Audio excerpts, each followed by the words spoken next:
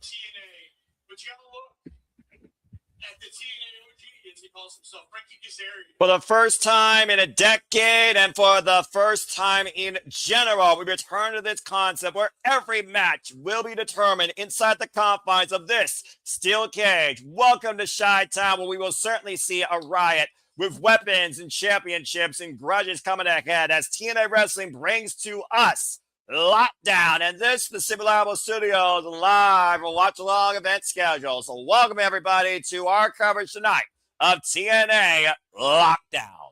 Hello everybody, and welcome back in here once again to the Super Reliable Studios. You know what this is, for I am the Simple Man, the Simple Brand, the voice of us. We're grateful for all this professional wrestling, damn it, and my name is Noel Foster. So thank you all for tuning in. If you haven't already, please like, subscribe, comment, and tell a friend. Follow us today at SR Studios 2024. And if you want to dictate the conversation, super chat, pay that pass as simple as that. We are minutes away from taking the airways across TNA Plus exclusively. If you want to watch this event as well, there is a new $20 tier plan that will allow you to watch this pay-per-view and all upcoming TNA pay-per-view events. That's how I'm able to bring you this coverage tonight. Again, we do not pirate. We are your alternative blind conduit, giving you the coverage for tonight's event, taking place from Chicago. Our card, of course, is as follows. Kicking things off is, of course, the final Encore, as we will have AJ Francis going one-on-one with Alisha for the final time. The record stands 1-1.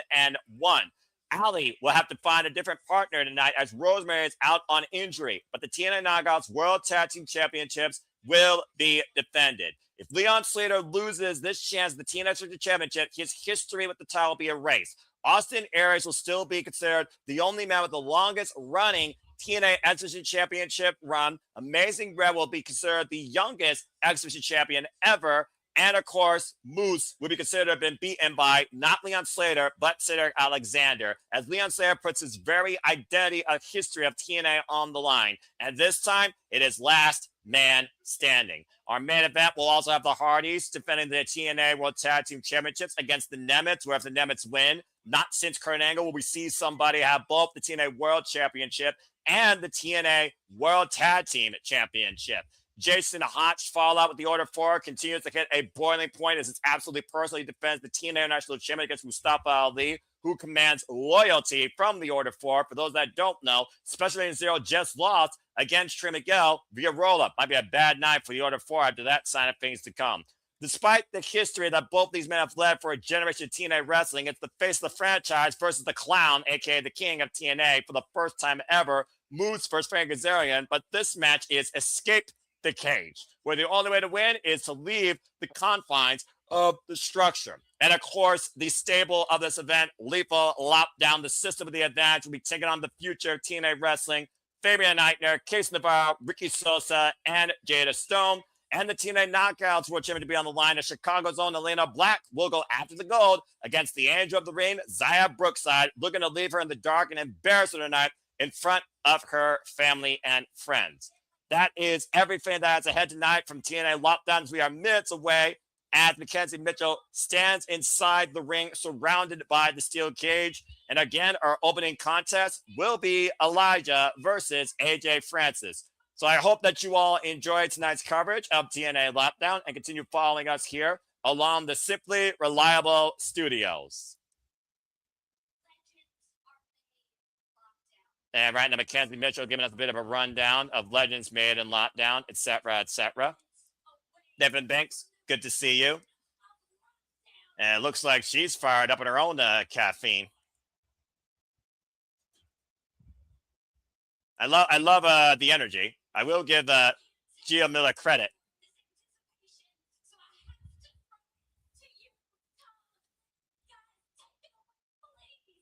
All right, Gia, control yourself. Also, Indy Hartwell, Diarrhea Ray. I'm not sure how wise that was to insult the suit that type of way. I'm just saying. Anyway, so what match are you more folks looking forward to the most? What title changes do you anticipate? We got 5 championships on the line. Does the system fail or work? What is the biggest moment? Who leaves the biggest impact? What are you hoping to see defined inside the cage in any of these contests that are ahead? And how does this shape the future of TNA wrestling? Let your final thoughts, let your final predictions, let your final outlooks be known in the comments section as we keep you in tune with all the coverage tonight for TNA Lockdown. And we also know that AJ Styles' son, Avery Styles, will also be showing up at Lockdown tonight. Of course, AJ Styles, who defined literally TNA wrestling as the house he built, former TNA X Division champion, the very first TNA X Division champion, former TNA World Champion, member of Fortune. And again, you folks can watch this all along with me live right now, TNA Plus. Subscribe today to the $20 new tier plan, and it will allow you to watch the pay-per-views. As we see AJ Francis, who is looking once and for all to make sure Elijah goes bankrupt as these two men sell it in a rubber. And I completely agree. But again, name power, it's the Nemeth and the Hardyz, insert number here. It is what it is. Good to see you, Safet. Good to see you, Nathan Banks, a.k.a. Money Mac. Hey, here comes the money with someone that doesn't tear his quads. And again, I hope that you all enjoy our coverage tonight of TNA Lockdown. As Lockdown is back! Let's do this. Oh, man. This should be a fun night, though. I'm considering this show is going to be like 2.5 hours or 3 hours, like basically like you said. And, of course, also to your point. All right, here we go. And again, the most lame match of the night is kicking things off. Matt, good to see you. Charles Schultz, good to see you as well. As we get ready to transition.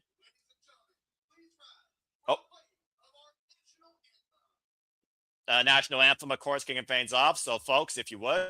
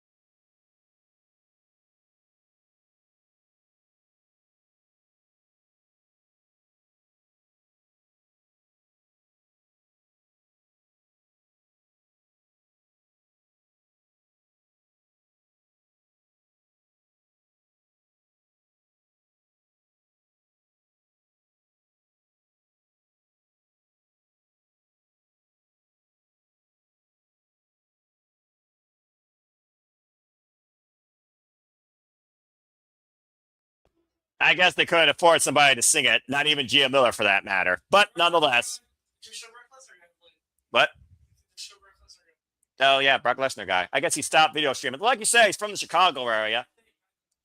And shout out to my buddy Paul here, of course, wrestling trivia enthusiast. And you can, of course, follow the Greg Cherry brand and follow Greg Cherry for more on wrestling trivia. Tonight's official theme, by the way, for TNA Lockdown is brought to us by the Art of Finesse, Chris Bay. And shout out to Diadonis4033. Hello there. Thank you so much for tuning in. Hope you enjoy our coverage tonight of TNA Lockdown. Again, our opening contest will be starting here shortly after this cold opener. It will be Elijah versus AJ Francis. So whether or not you walk this way or you believe we're going to make that money, these two men, of course, their rivalry has spanned over the last month and a half and has reached an absolute boiling point as they sell it once and for all on what's being called the final encore. As of course, right now, TNA is bringing us a cold opener, bringing you all up to speed on why we are here tonight. Again, things absolutely personal with family, the fallout from one family with the protection, and of course, standing up for his family. Jason Hotch, a father and the new TNA national champion, defending the gold against Mustafa Ali. And Mustafa Ali, by the way, folks, is from Chicago. I can't recall a match that literally had someone's history in the books on the line to be erased. And I don't think they keep that history with pencil, but that very much the situation with Sid Alexander versus Leon Slater for the X Division title. Zaya Brookside saying that tonight, once again, Cora Jade, aka Black, will fail, and this time her entire family will watch her come up short. Entire family. I wonder what she means by that. But again, that's all just food for thought. We may not have the world champion on the line, but we got the tag team champions on the line, where if Nick Nemeth wins, he will do what has not been done since Kurt Angle in holding both the TNA World Championship and the TNA World Tag Team Championships. The Hardyz versus the Nemeths 4, I think. I've lost count. As, of course, they're in the Credit Union 1 Arena, as we got a skyline of Chicago, Illinois, as we prepare for TNA Lockdown. And shout out to the voices of TNA, Matthew Raywalt and Tom Hannigan. Capacity crowd on hand, close to near 5,000 plus people, I think, in that venue, which is great to see for TNA Wrestling. And again, for those that don't know, the entire card of this event will be defined inside the steel cage. So with that being said, let's kick things off. And again, for those that are just now tuning in, thank you so much. We are the Super Reliable Studios. Please like, subscribe, comment, tell a friend. Follow us at SR Studios 24 on the X. And YouTube will be part of the conversation using hashtag TNA Lockdown. Let's bring some love and focus to TNA Wrestling Night and have a great time. Despite the fact AJ Francis should be banned from diving and should be also not be on this card tonight. But that's just me. That's just my thoughts. Of course, the last time we saw AJ Francis, aka Flop Dollar, go one-on-one with everyone's favorite drifter, and of course, Charles Salt's in the chat, the #1 roadie for one Elijah, who has set aspirations to become, of course, TNA World Champion. First time they faced each other, of course, was back on TNA television back in March. AJ Francis got the better of Elijah that night, and of course, it's an anniversary. Elijah regained control of his intellectual property, beating AJ Francis that night. Last time we saw these two share the ring, of course, AJ Francis was on the other end of a 4-person finishing spree in an 8-man tag team match, trying to take everything that Elijah has built for his own selfish gain, and thankfully has failed. I don't know how many times you all go and see the same concert of the same people in a different city, but hopefully the final encore is a tagline that truly defines the final time we see Elijah and a friend go one-on-one in TNA Wrestling. Charles Schultz. Dang. Of course, Elijah now with a brand new smoking gun and that light-up guitar.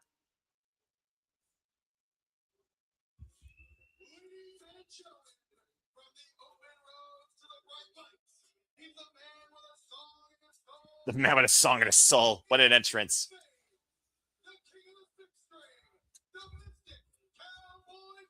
King of the 6-string mythic cowboy prophet. I think I like Gia Miller's intro better for Elijah. I'm just saying. But Elijah has definitely become a man of the people.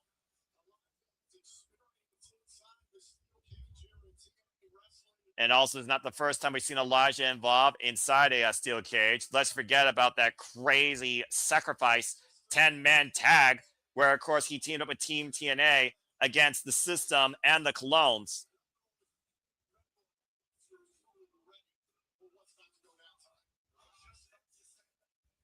I can just see right now the hesitation, everyone's eyes just entering this structure. And of course, for those that don't know, this steel cage completely surrounds the ring. There is no outside ring area. It is literally taunted up against the ropes. Many of these people are entering this cage structure for the first time ever, including these two men. For those that don't know, Lockdown, of course, goes all the way back to TNA Wrestling 2005. It has been a decade since we've seen this very cage and this very event come back to life in TNA Wrestling.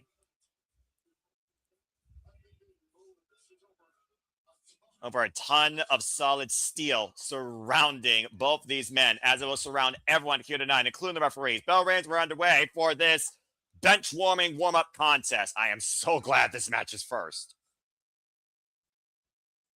Now, I imagine the only way to win is be a pinfall or submission. I don't think escape means anything. Plus, I do believe the door is locked shut. Oh, wait a minute. Oh! Needs to out again, coverage, and Francis, and gets a 2 count in the early going on Elijah. And of course, the crowd serenading Elijah right now. Meanwhile, hashtag TNA Lockdown trending on the X while AJ Friends look for a down payment. And use the knee by Elijah, though, able to escape the grips of AJ for now. Now going off the ropes, just trying to take down this big former football player. Jesus champion, swinging a miss. Elijah off the ropes, swinging a miss again. And Elijah just throwing himself through AJ and taking down the big man. And again, shout out to those that are tuning in for the first time ever here at the Cinema Studios. Our coverage of TNA pay-per-view events. As we do this for all the biggest shows, PLA's favorites across all the biggest companies and other independent wrestling scenes, including not limited to GCW, HLG, and other smaller promotions across IWTV, including what we covered last night. Shout out to Walter and Nick for that. As Elijah walks this way across the top rope and goes old school on AJ Francis's left arm. Again, pinfall submission, the only way you win this matchup. Nice stunner. Down goes AJ Francis, covered. Bepris with the far leg. Kick out at 2 by AJ. Of course, we have seen, as much as I can't stand this guy, how far AJ Francis will carry himself in a TNA ring. Definitely has been a resurgence for both these men's careers since their previous identities. And AJ Francis looking to earn a dishonest dollar every way he can. Irish whip, reversal, gets the big boot up in the corner, and Elijah pushes off AJ. Now goes up to the second rope, lunges forward. AJ Francis, though, catching him out of midair with the crossbody, able to escape. And now AJ Francis, preventing collision with the steel cage. And, oh, man, sidesteps Elijah face first into the steel. And, of course, that's another thing to consider here. That cage can be used legally as a weapon. The first time we just saw it used there tonight in AJ Francis' favor. Again, for those that don't know, this goes all the way back to 2005. Shout out to all the TNA historians that know that as well. I remember this match one time was in my neck of the woods in Cincinnati. And right now, of course, this is the last stop. Oh, gosh, on the path as we, of course, head and are bound to glory. And that, of course, will be next month. And we will be covering that here, folks, at the Super Reliable Studios. Stay tuned for more on that. Of course, this solid ton of steel with no give towards the human skin. And again, right now, Elijah being worn down by AJ Francis across this steel cage. And Francis right now is just hammering his way with everyone's favorite drifter. And again, there's no disqualifications in this match. Oh, man! Big splash by AJ face first into the cage. And don't worry, I'm not going to say structure like Tom Hannigan did 250 times in a previous life in the WWE. So far, he hasn't said that much either. Something in the countdown. Okay, this is getting dangerous. AJ Francis, Elijah up on the top rope in the corner. I sense disaster. Face first already taking high risk in our opening matchup. I guess AJ Francis is sponsored by Dude Ripes too. What does that tell you?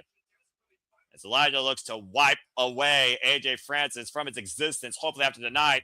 Sunset flip, and AJ Francis hanging around as Elijah is looking for the power bomb. AJ, though, losing the grip of one hand. Can Elijah rip him off? And, oh, man! Down goes AJ Francis hard! Cover two! No! And AJ Francis able to escape like a disco cover there by Elijah, just draping one arm over the prone body. Good grief, finally ripping down AJ Francis off that cage. But still not enough to put down the former Jesus champion. Also, of course, former football player, 6'5", 330-pounder. Now, Elijah might be looking to go back up into the high-risk district. The fact of the matter, though, that both these men are pretty much tied to each other. They both need to get away from this feud. So regardless, I hope whatever happens here, we are done with these two men facing each other one-on-one. We haven't heard AJ Francis think about any aspirations toward the TNA World Championship. But we know Elijah, oh, man, big forearm. AJ Francis flopping down from the top rope, hard in the middle of the ring. And Elijah Elbow drop from the top to his heart. Hook the near leg. Back press. Kick out at 2. Somehow France is still in it.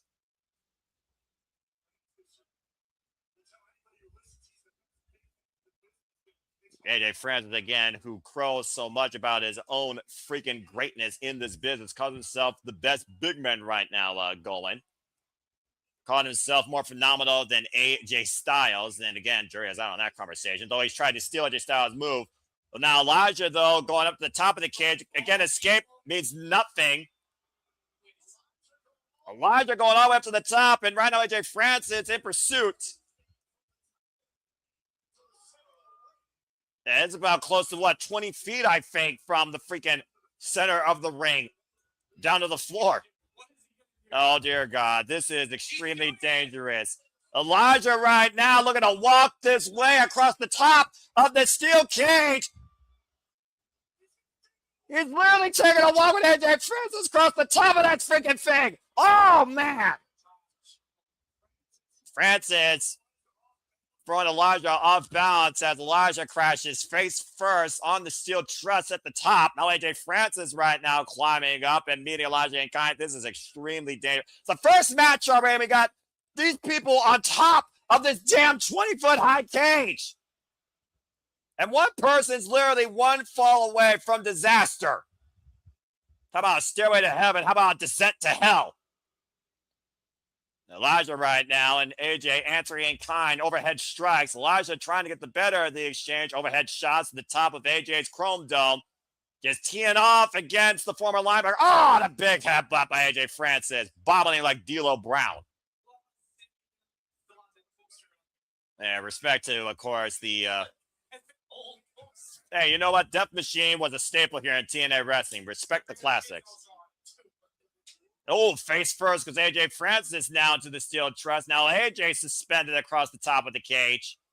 And Elijah right now trying to bring the big 6'5" man back in. And right now he might be going for a hard right on the way. From the top of the cage, superplex. And both men laid out in the middle. Take a look. I'm surprised the ring didn't collapse. Damn. 10 feet from the freaking canvas as Elijah drapes the arm over in the cover. In the Encore kick out 2.5. AJ Francis. I don't know how the hell he kicked out of that. And this is just our first match of 8, folks. Keep that in mind. Now, if AJ Francis wants to go to the pay window and get that money, he needs to regain consciousness. Wait a minute. What the hell? What's this fake-ass Timu Slick guy doing back out here in a wheelchair? I thought Elijah brained him. Oh, you gotta be freaking kidding me. What the hell is this? Like an Uber transport, but this guy literally cartwheeling him in a wheelchair? About to say, Elijah needs to focus here. Sidestep. Oh, AJ Francis, face first in the cage, was looking for a spear. And Elijah, once again, looking to walk this way, going up to the top rope this time. I don't know if Elijah's walking too much, though, against AJ Francis. AJ got him up in the fireman's carry. And big Death Valley driver. Is that enough to cover? Deep hook of both legs. Kick out at 2 by Elijah. Woof. And Francis right now in disbelief. I almost wonder, does he even know that his freaking fake talent manager is at ringside who probably gets paid less than a freaking Uber worker?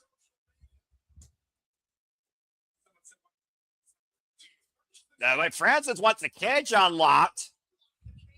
Why the hell would AJ Francis want the cage door unlocked? I mean, again, this is not escape the cage. Escaping means nothing. But Francis, though, trying to be brought back in here. Well, I guess escape does matter here, according to what I'm hearing. But again, Francis right now, swinging a miss. Elijah hoisting up AJ Francis. Look at the strength of Elijah. Oh, man. Powering down the big man with an F5. Now the cover, hook of the far leg, side press, kick out at 2 by AJ Francis again. Shout out to the 23 of you that made your own impact in the TNA Predictions League. As, of course, the poll had 26% in favor of Flop Dollar, and the rest predominantly walking this way with Elijah. Good luck to everybody, by the way, involved in the Predictions League. As sponsored by City Predicting. Stay tuned for the next Predicting for AEW All In this Thursday, 11:30 p.m. Eastern Standard Time across the Sip Level Studios and Aaron Riff, No DQ Guys YouTube channel. Now Elijah looking to grab the door. Oh! And that freaking Timu manager smashed the cage door in Elijah's face. Spear by AJ Francis. Not like this. Deep hook on both legs. Kick out by Elijah. 2.5. Elijah's not going quietly into that good night yet. And now the net brace is gone. This guy right now having his own fake out Ric Flair flop attack on the outside. Freaking fake ass insurance policy fraud. Now AJ Francis, though, looking for a down payment. Got Elijah goozled. Is this it for the drift away? Elijah, though, grabbing the steel cage, making the ascent once again, creating separation from AJ Francis, turning around. And what the hell is this? Oh my gosh, a Canadian destroyer! Shout out to Petey Williams. How the hell? The counter to Elijah. Oh, what the hell? There's no disqualification as that cheap-ass imitation of a former great manager of the past just threw himself into the cover. That damn idiot should still be in the hospital bed. Now he needs to be in a straitjacket. Seriously, we saw this guy get his comeuppance after messing around with this freaking feud at Summerversary.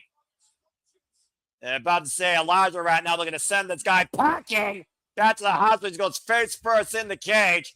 Oh, jumping knee. And now Elijah focusing attention back on AJ Francis, perching him on the top turnbuckle, high as a gurry. Can he take the big man down? Elijah right now. What? Wait a minute. Now Elijah putting his attention back on that general manager. Hey, you want to be part of the match? We're going to make sure you're part of the match, you fake little insect. Oh, boy. You know, this seems like a typical day in Chicago, honestly. Oh!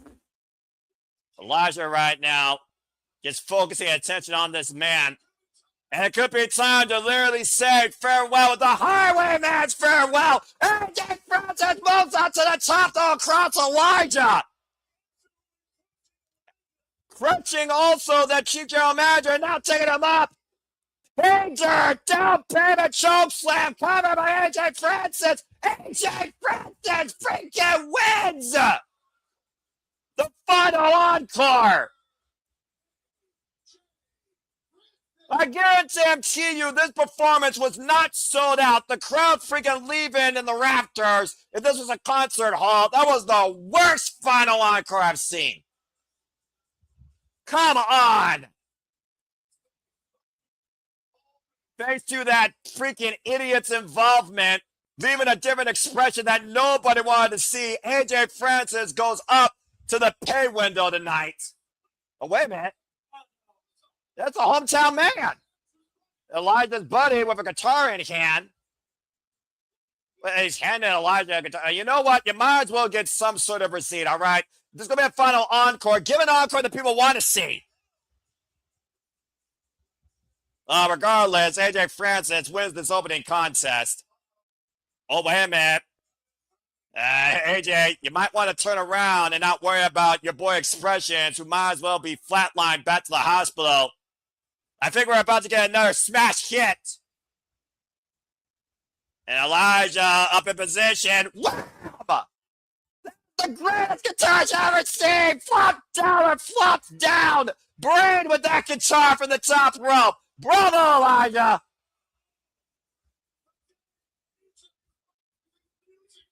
This is the day the music died when the artist's name was AJ Francis, and I couldn't be happier. Bye, you bald idiot.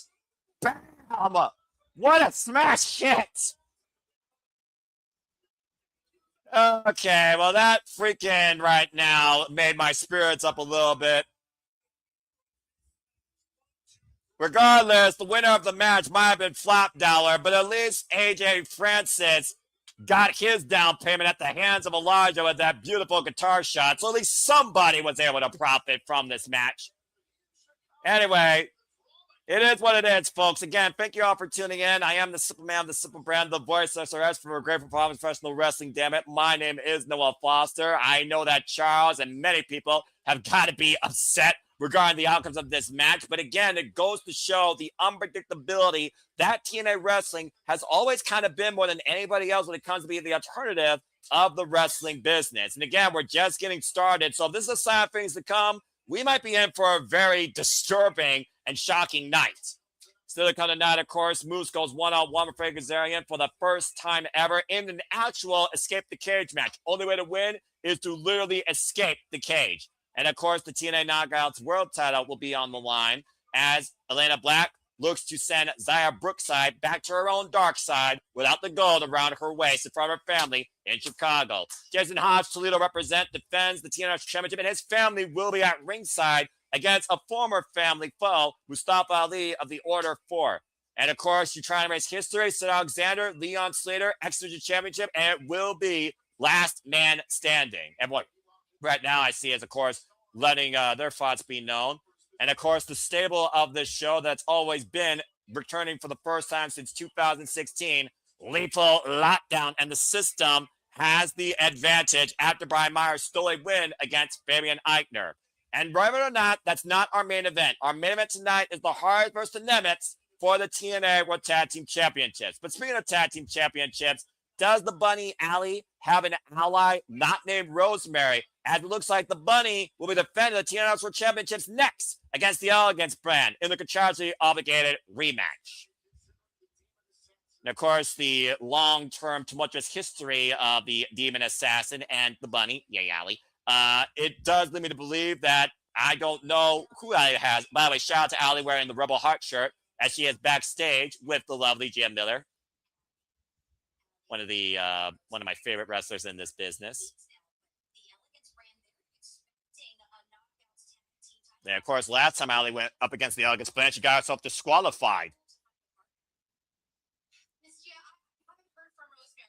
Yeah, the current saying she hasn't heard from Rosemary. Use the Ouija board? That's bad luck. Have responsibility tonight. Yeah, I wouldn't want you to hand over the titles of the band either. That would make me leave this freaking walk.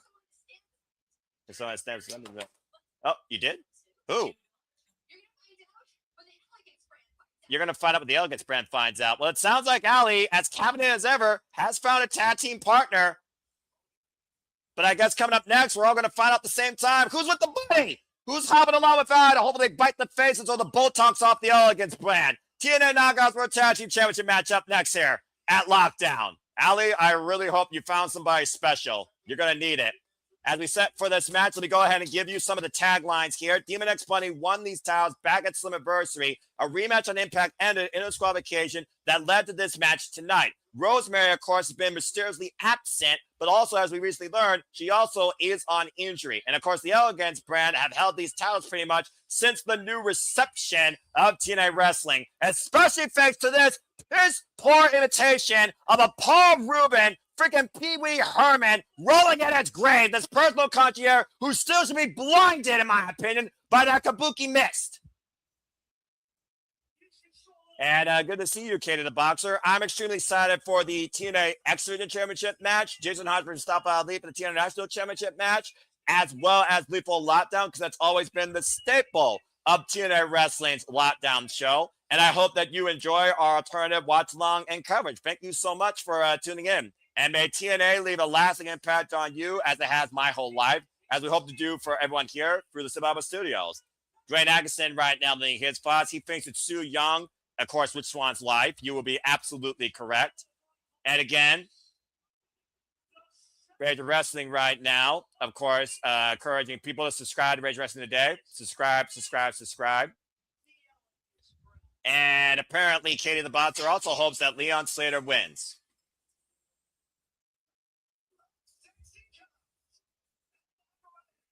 The Elegance brand makes me want to barf every time I see them on my screen. Perfect chance for this.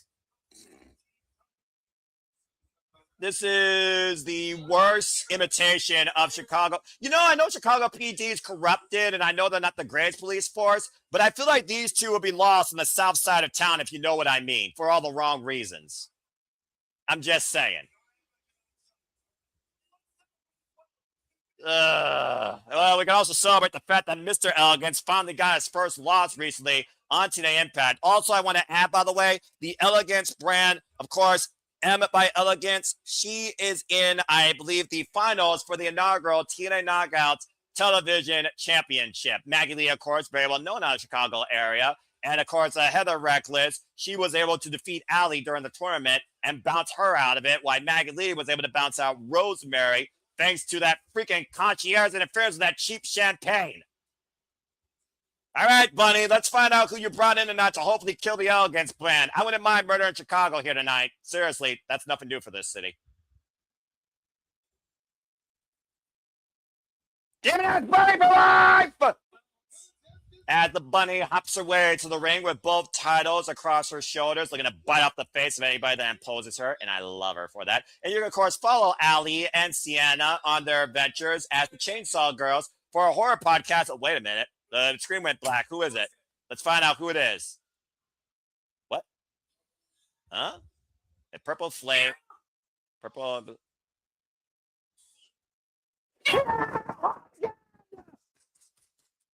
Kiera Hogan! The firecracker! The spark is back! The flame! Kiera Hogan! Shout out to Fire and Flavor! Kiera Hogan's back in TNA Wrestling!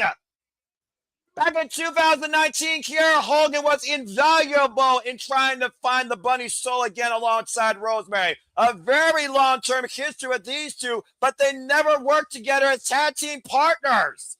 The Flame, Kiera Hogan, is back. And you all could actually go watch one of our interviews with Kiera Hogan in the archives here at the Simply Reliable Studios.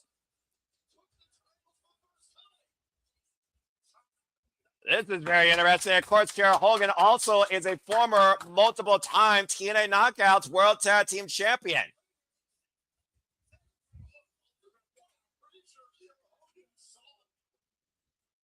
I'm about to say, Kiera Hogan was also there when Ali died in the Undead Realm at the hands of Su Yung. Well, this is wild. Kiera Hogan's back in TNA Wrestling, teaming with the Bunny. Jessica Peter's coming, I think, for the last, 5 years. This is going to be very interesting. Of course, the Bunny, Allie, and Kiera Hogan, they used to be tag team partners against Su Yung and the Undead Bride, back in 2018 before Allie lost her soul. Of course, the TNA Knockouts World Tag Team Championship is on the line. And as I said before, Kiera Hogan, no stranger to these titles, formerly part of Fire and Flavor alongside Tasha Steelz as a former two-time TNA Knockouts World Tag Team Champion. And right now, Maggie Lee, Heather Reckless, a bit thrown off here as we get ready for this tag team contest. Welcome back, Kiera Hogan. I'm very happy for this. Again, shout out to the Bunny sporting the, of course, Rebel Heart shirt. And stay tuned, folks. We cover that special edition of AEW Dynamite here in support of Rebel. And, of course, her continued causes to find a cure for better research through that debilitating disease. We love you, Rebel. And right now, the Bunny squaring up against Maggie Lee. Hours with reversal. Maggie Lee's very statuesque and say, "Look, fat press, rip off her damn face, Allie!" I'm sorry if I'm going to be a little bit biased, but I'm not going to be sorry. And yes, JJ, you absolutely called it. Way to go, bro. Bomb today at Custody Studios. Rising knee strike. And right now, the cover, Hogan the near leg gets a 1 count. And Kiera Hogan, for those that don't know, by the way, is a 11-year veteran of this game, was previously involved in TNA wrestling alongside, of course, Tasha Steelz, Fire and Flavor, former multiple-time TNA Knockouts World Tag Team Champion, was also involved previously in Ring of Honor, has made her ways around the independent scene. This is their first match, by the way, since 2025 of April. Like the shot, super kick. And right now, Kiera Hogan looking for the neck breaker on Heather Reckless. Of course, Heather Reckless cover 2, count only. Interesting though, we don't see any sign here, though, of course, of Ash by Elegance here. And tag made now, the Bunny and Kiera isolating Heather in their corner. Keeping pressure on the shoulders. Reversal Iris whip by both arms. Keeping her in the champion's corner. Kiera on the move with the clothesline. And right now, the Bunny's pressing forward with the sliding form and that ridiculous sadistic smile, and I love it. Now Kiera Hogan looking to go around the world with the sliding kick, and that's on period. Now LD dragging her to center, and the cover to return gets a 2 count. Heather, damn it. As Mr. Elegance right now distracting the referee, trying to climb his way inside the steel cage. Get the fire. Oh, what the hell? What is that? Is that a baton? That's one of them nightsticks. I don't know if that was real or fake, though, but freaking Heather just caught down in the back. That damn no good block. Fake it. And right now, Heather just teeing up against Ali. I am not going to show any decorum here. Hogan the near like kick out. Kick out at 2 by the Bunny. Did I mention how much I fucking hate the Elegance brand? And of course, like I said, there are no rules here, of course, because every match is inside a steel cage. So technically speaking, anything goes. Now Ali squaring up against Heather. Kick to the midsection. Drops her a knee. Tag made by Maggie. Or M by Elegance, excuse me. Here comes M by Elegance. And of course, I will say one thing about the Elegance brand. They have been a continuously dominant, well-cohesive unit here in TNA wrestling. There's a reason why they've had predominantly control over those TNA Knockouts World Tag Team Championships. Snapmare right now, and drop kick, and Maggie, M by Elegance has a chance to become the cover hooker both legs. Kick out, Ali! Kick out at 2. M by Elegance has a chance, of course, to become the inaugural TNA Knockouts World Television Champion against Jada Stone, as the finals will take place on TNA TV. Demon X Bunny right now, the 29th TNA Knockouts Tag Team Champions, might I add. Elegance brand has held these titles now 2 times. The last run went for 164 days. And so far, I've held these titles for a combined cover by M by Elegance, 360 plus days. Nice suplex in the cover there by M. I will say, when it comes to Maggie Lee, I'm very happy to see what she's been able to do in TNA wrestling. Of course, a standout star of the Chicago area. Her and Heather, by the way, have had their own fair share of matches, of course, which goes to that familiarity and how well they work together. And right now, oh man, what a big boot. For those that don't know, Maggie Lee is 5'11". Yes, she is tall. Cover, back press with the far leg, 2 count on Ali. Only 4 years involved, by the way, in this business, while the Bunny's been involved in this game since Smash Wrestling and Ring of Honor and Japan and AEW and TNA for the better part of over 16 years. Tag made out of Heather. And it's so good to see Ali back where she belongs, what she loves in professional wrestling. Taking a mental and physical break for the better part of almost 2 years. Right now, Heather with the snapmare, headlock applied in the center of the ring, trying to wear down the Bunny. As again, right now, the Elegance brand trying to overcome the element of surprise. Now that Kiera Hogan is back. Again, for those that don't know and are just now tuning in, Ali's tag team partner is the Flame, Kiera Hogan, a former 2-time TNA Knockout World Tag Team Champion. Jawbreaker looking for the tag, and again, Heather picking the ankle, though, preventing Ali from going for the tag push-up. Tag made by M. Tag made to Kiera! Here we go now. Now Finn might pick up. And now Hogan getting the better of both members of the Elegance brand. Drop kick to Heather in the corner. And by Elegance, by the one, is still legal. Now Kiera squaring up. Oh, man, what a hip attack. And by Elegance, sidestep, drop toe hold by Kiera Hogan. And Kiera right now getting the better of the Elegance brand, driving her hips into the back of the head of Maggie. And bouncing her off the second rope throat first. Kiera has turned this match completely around. Step up. Oh, leg drop across the back of the head and neck. Choose to have cover. Back press with the far leg. And Heather with the save. Able to keep this match alive for the Elegance brand. Ali, though. Call breaker. Knee to the face. And by Elegance, though, hoisting up Ali. Up in the air. Oh, man. Down goes Ali. Michinoku driver. That eliminates one member of each side, but the 2 legal women with the hair whip taken down and sending all 4 women down.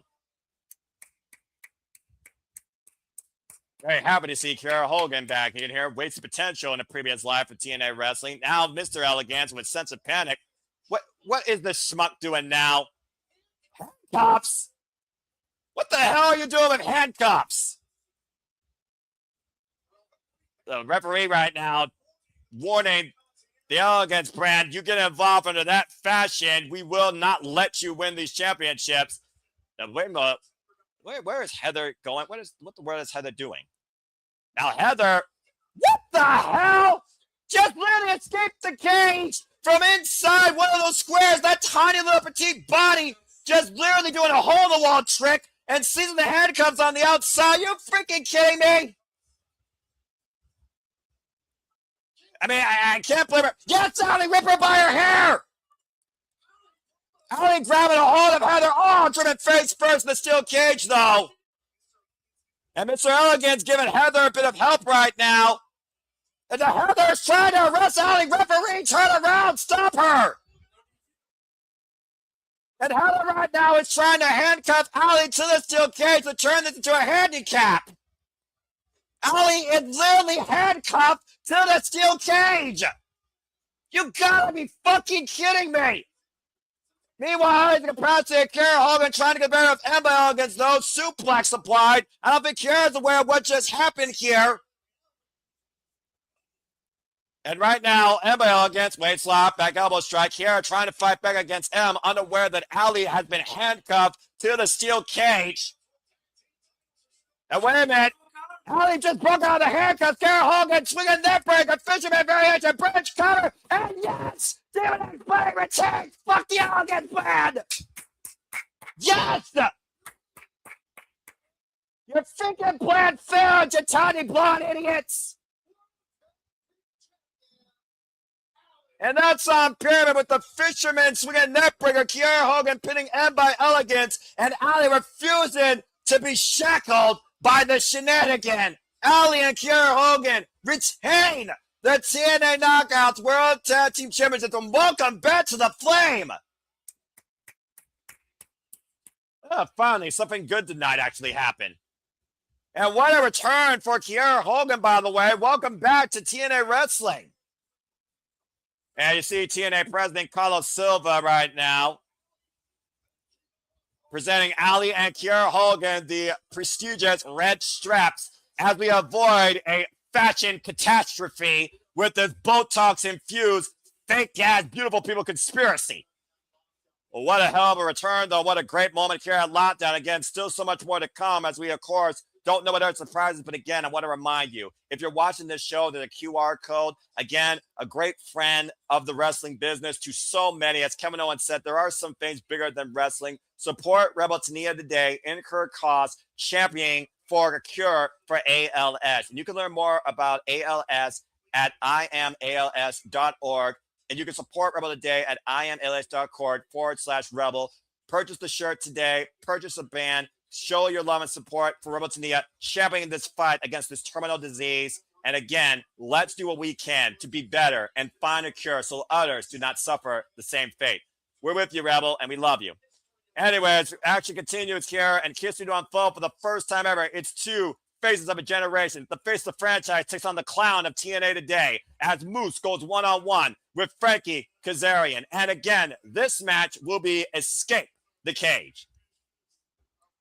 And right now, the bionic baddie, Kiara Hogan, very well put, JJ. Very happy for her. And again, anytime the Elegance brand loses, it's a pleasant day for me. One more time, because I can't say it. Fuck the Elegance brand for life. But Maggie Lee, good luck in your pursuit of the TNA Knockouts Television Championship. All right. Now, let's go ahead and move on from there. There's a certain level of unscripted passion that comes out of me, folks, at certain times. Sorry, not sorry, but that's the authenticity you get here at the Super Reliable Studios, in and out of commentary. Whether I Joey Styles it, Mike Tenay, or I have somebody else, as part of my fun while I do play-by-play. That being said, let me bring up to speed on this match. Of course, Moose right now has been the guy dedicated for the last decade to TNA wrestling straight. Why Frankie Kazarian is the last of the OGs. He is the original breed. He once was deemed the future, but might as well be the past. For the first time ever in the present, the clown of TNA wrestling, calling himself a king without a crown, takes on the man that has spearheaded this brand for the better part of 10 years. Kazarian and Moose go one-on-one. As, of course, we've seen Kazarian try to hook and crook his way every way he can to avoid this match and avoid Moose, including in that 8-man tag preview this past Thursday night on TNA Wrestling. as the face of the franchise looks to give a king a different crown tonight without the use of a scarf. Kazarian and Moose one-on-one. And the only way that you win is to escape not only your opponent, but the cage.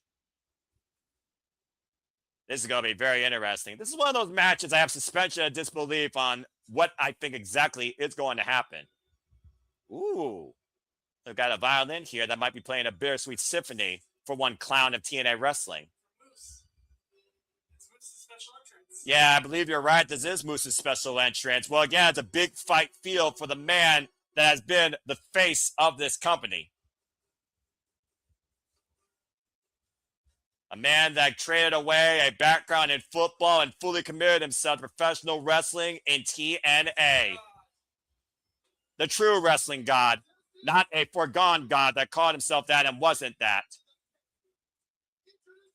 Sitting on his throne as a king should. Who's, of course, a former X Division champion, a former 3-time TNA World Champion, previously a TNA Grand Slam champion in a bygone life of the 6-sided ring, leader, pioneer of the system's greatest asset before Eddie Edwards tossed him aside, and Moose has gone single-handedly through every member of the system to be the guy that is the conversation that you go after. And shout out to Atlas, by the way. You can learn more about them on Spotify and Apple Music, who serenade with this beautiful violin symphony, Moose to the Ring. Love this. It's official Kiera Hogan inside the TNA. And according to sources, according to my friend off screen, TNA Wrestling has officially signed Kiera Hogan back to the brand. Congratulations and welcome back to the Knockouts division. That being said, let's no longer think about the Knockouts for the TNA Knockouts World Championship, bro. Of course, as I said, Moose, of course, has pretty much upset Kazarian, including giving his own King speech that was far more entertaining, as everybody believes that Moose is the guy to kick Kazarian's ass tonight, and he can take as long as he wants. Here we go. I don't got to worry about that freaking jabroni right now. Freaking Matthew Way waltzing, loving and talking about Frank Kazarian either. Yeah, Kazarian right now trying to sit on that throne. I want one of those violinists to tip him over. I think that would just be hilarious. Do it! Damn it. Frank Kazarian disrespecting Moose. He's disrespected everybody here in TNA Wrestling that hasn't been at the expense of his own name, where they talk about how he's the king of TNA. But again, what's a king without a crown? I'll tell you what's easier to be, a clown. And that's all Kazarian's been for the better part of the last month, trying to literally etch his ego against Moose, who just overcame a very personal battle against Eddie Edwards at Summerversary and putting the past behind him and the system to the wayside. And of course, I will say this, Kazarian, as I said, a 6-time X Division champion, a former TNA World Champion, the last of the OGs. When you figure about the class he grew up with, like Christopher Daniels, like AJ Styles, like Samoa Joe, like Sting. And of course, came back, of course, in TNA when it was brought back to life, betrayed Eric Young, and went into business for himself. Seems like every day he wears nothing but a grimace and a proverbial chip on his shoulder just to prove to himself, I think, more than others, how great he actually is. Of course, a student of Killer Kowalski. The bell rings around the way to meet Kazarian looking for an escape, trying to go up, the first man to try and go up the top of the cage. Again, you escape either over the top or you ask for the door to be open and both feet hit on the floor. And Moose right now is not even letting Kazarian get a chance to breathe. Of course, Kazarian is a manipulator, though. And this does feel like it could be in Kazarian's alley. Kazarian has been involved previously in 2 cage matches. I will give him that. And right now, hoisted up high above Moose's shoulders, able to escape the powerbomb situation. Now Kazarian asking for the door to be open. The door's open, and Moose immediately seizing Kazarian and trying to bring him back inside the ring. Oh! Yeah, about to say, you literally witnessed his last cage match. And, well, not his last cage, but you were there in 2008. Shout out to my fellow TNA faithful brother Paul here off camera. And right now, Kazarian driven throat first inside the cage, being tossed pillar to pillar, post to post, and I love it. Do it all night, Moose! Am I going to be a little bit biased on this match? The answer is yes. And right now, face first goes Kazarian again. Moose launching Kazarian like a shot put, and right now easily looking for the escape. No, he's not. I don't think Moose is done punishing Kazarian, and I don't think Chicago is done seeing Kazarian be punished as Moose commands the referee to relock the cage door. Hubris could be a man's downfall, though, and I feel like Kazarian's hubris has been his downfall for most of his career when it matters the most. And right now, Moose mounting Kazarian in the corner, just teeing off against the former TNA X Division champion, former Bad Influence, if you remember that from a bygone life. Big overhead shot. Now, Moose right now fully in control of freaking Kazarian. Looking to follow in. Oh, man! Shoulder first in the top turnbuckle as Kazarian was able to sidestep him. And of course, Moose first was the one to make this challenge against Kazarian. But the fact that Kazarian's been ducking and dodging him brought us to this stipulation. Oh, big pump kick, dropping him in the knee. And now Moose bringing up to the top rope. And high cross body! And a kip up from this 5-tool athlete. Moose is definitely a different type of cat, if you catch my drift. Built differently. Of course, the longer this match goes on, I do wonder, does it favor Kazarian or does it favor Moose? Now, Moose once again, Sky Kazarian. Spear! And he got him flush. Cut that damn clown in half. Do it again. Again, there's no pinfall. There is no submission. There is nothing but punishment and strategy. The only way to win is to escape the cage. And right now, Kazarian might be looking just to find a way to breathe again as Moose once again squares him up in another corner. Locked and loaded. Spear! All right, Moose. Let's not play with your food, all right? I think that should be enough. Let's go ahead and finish this thing. And now Moose is calling for the door to be open here and looking for an easy... Oh, Kazarian, though.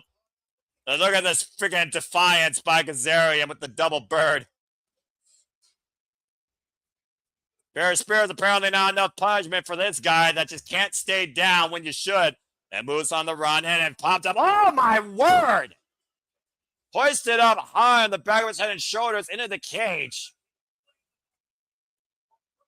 And right now, Frank Kazarian playing his own freaking form of mind games here, sliding drop kick, getting the advantage of Moose after that little distraction of an emotional interference. Preying on Moose's psyche, now just drumming the boot in Moose's throat here in the corner. That's also just one of those things that Moose even says, not like a championship needs to come to me. I'm the guy that people need to come to. And I think Moose makes a valid point.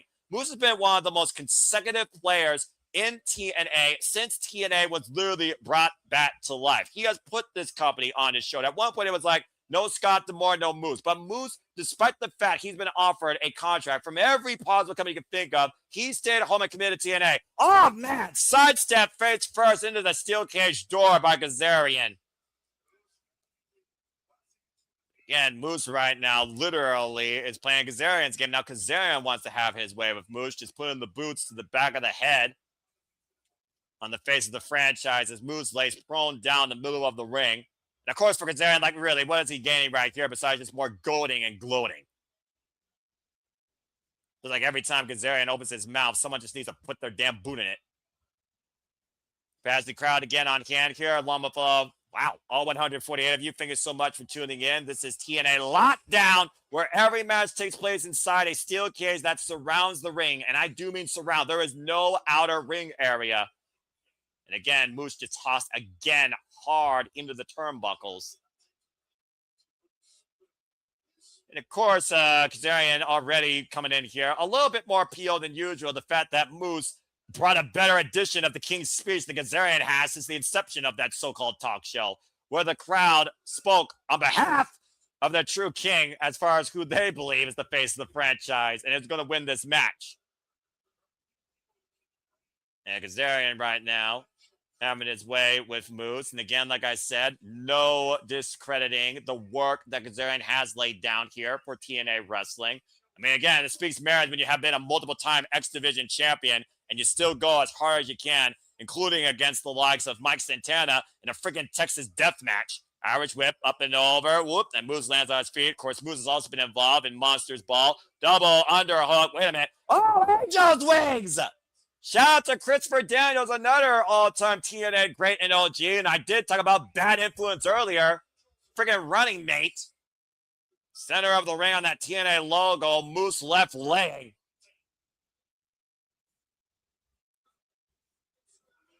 Yeah, Moose right now just trying to get back up. And again, I don't think it's smart for Kazarian trying to instigate Moose.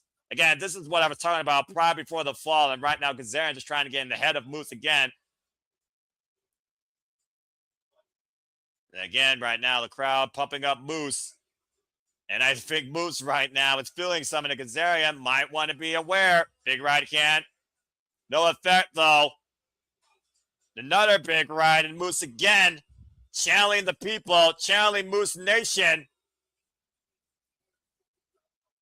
Whoa! Is that all you fucking got? Blocks the arm. Oh, big headbutt with a big FU. To the spot of skull of Moose, and Moose on the run with the uppercut. And once this Moose gets tracking, there's no stopping. Driving forward for Kazarian with these running uppercuts. Got it hooked, and a massive choke slam. Follow up, senton. And a chip up.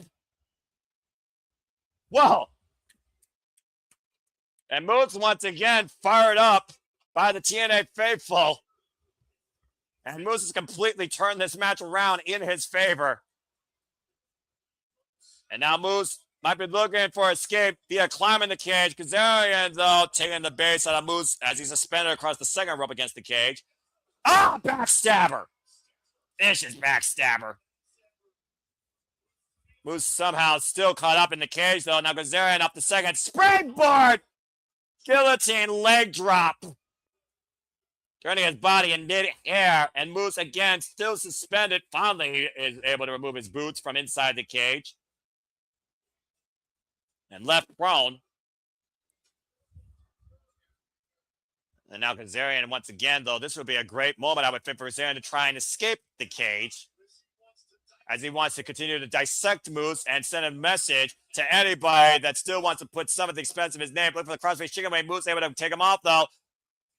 And now Hotch might be looking for Fade to Black. Moose able to escape. Sunset flip again. Pinfalls do not matter here.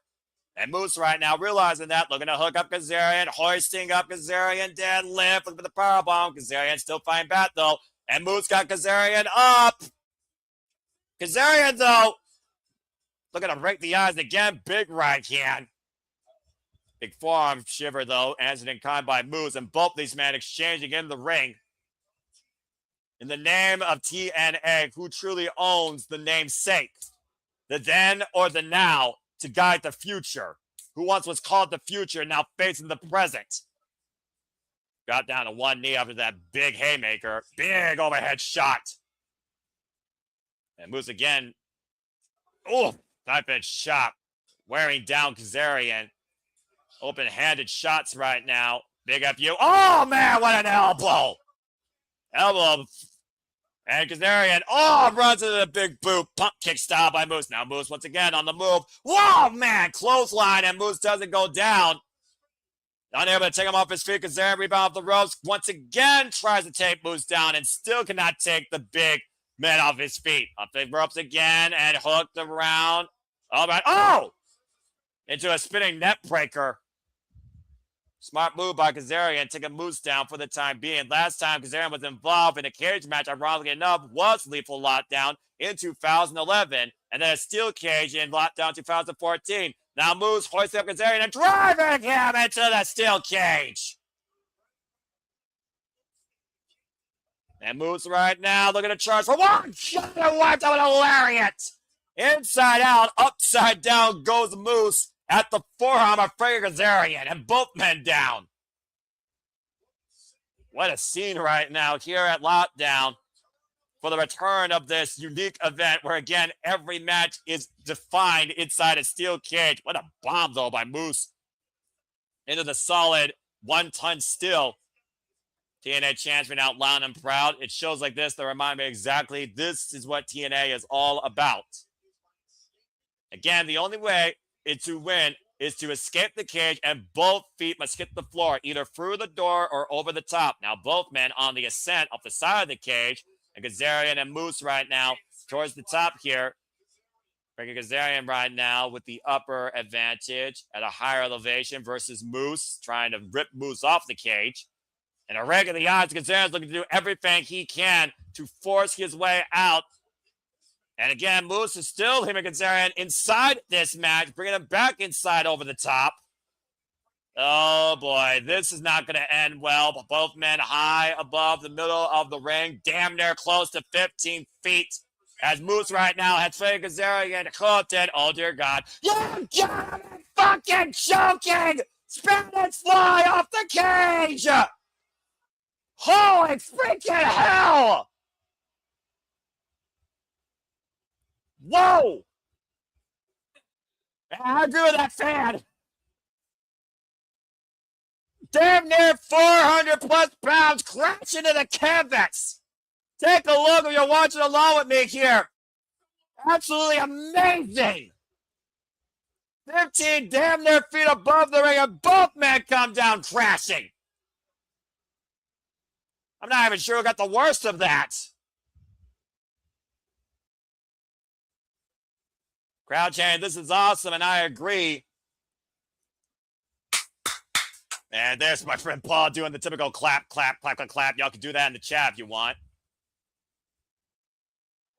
Now, either man right now is at the chance to take the advantage as they both crawl towards the door, and Moose asking for the door to be open. Referee Dan Spencer has now opened the door. Moose right now a bit closer than Kazarian with one leg over the rope and just literally mere inches away from escape as Kazarian seizes the inside ankle of Moose, preventing him from trying to get out of the cage. It's again, if both feet at the floor, Moose wins.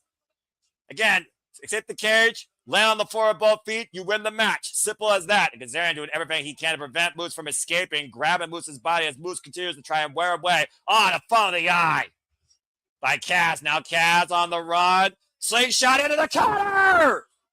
Brings Moose back in the hard way. What a slingshot cutter. Kazarian, though, taking a high risk there because if he didn't hook Moose, Moose could have fell out of the cage and won the match inadvertently. How many times in the history of TNA wrestling in these steel cage matches have we seen an inadvertent win for the opponent at the expense of the other doing a big move or just trying to get more revenge or punishment? Bobby Roode and James Storm, a very prime example. And now Kazarian bracing himself up against the door, and I might be I don't know who the philosopher is that foresees the future, but you might want to call me that as I see Kazarian braced up against the ropes with the door open. All he's got to do is so they fall backwards, and Kazarian could win here. Now Moose, though, grabbing the leg of Kazarian, trying to fight and make sure that he stays inside here. Big right hand, another big right hand by Moose, but Moose has to be aware that Kazarian is pushed up against that door, and it's open. Now Cranes is the big right hand, and Moose on the run. Spear! Oh, no! Kazarian inadvertently falls out, and Kazarian wins! And I fucking literally called it! Moose's own rage, blind rage, and momentum drives Kazarian with a full force spear out of the cage to the floor. Kazarian escapes broken but victorious. And in doing so, once again sends a message against TNA Wrestling's Golden Boy. Again, look at that spear driving Kazarian hard down to the floor, but Kazarian still escaped the cage. Kazarian wins. Oh, man, that has got to be devastating for Moose. As Moose loses against Kazarian at lockdown. The strategy of the king, self-proclaimed king of TNA wrestling, pays off in the end at his own freaking body's expense.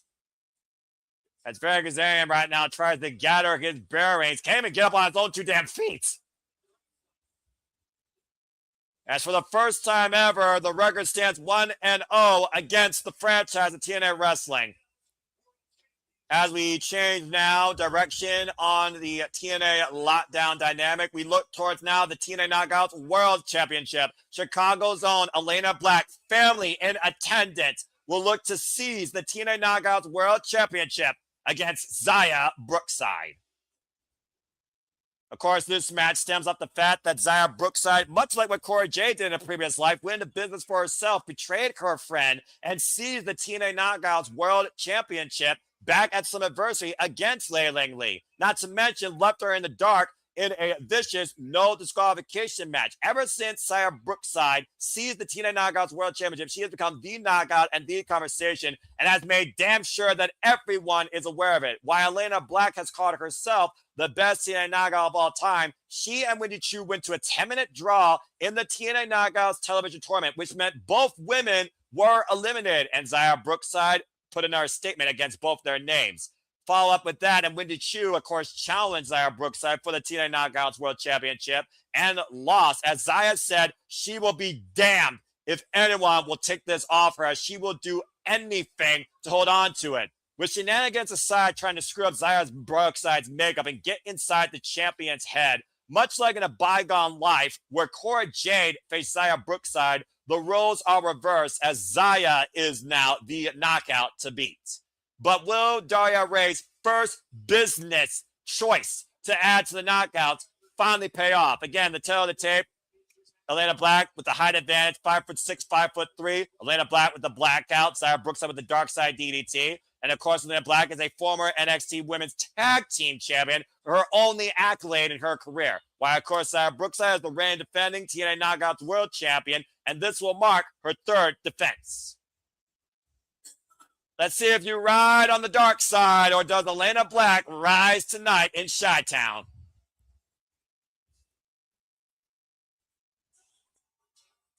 Elayna Black very vocal about how she will become the TNA Knockouts World Champion, while Xia Brookside said, once again, you will choke and you will be embarrassed in front of your family tonight.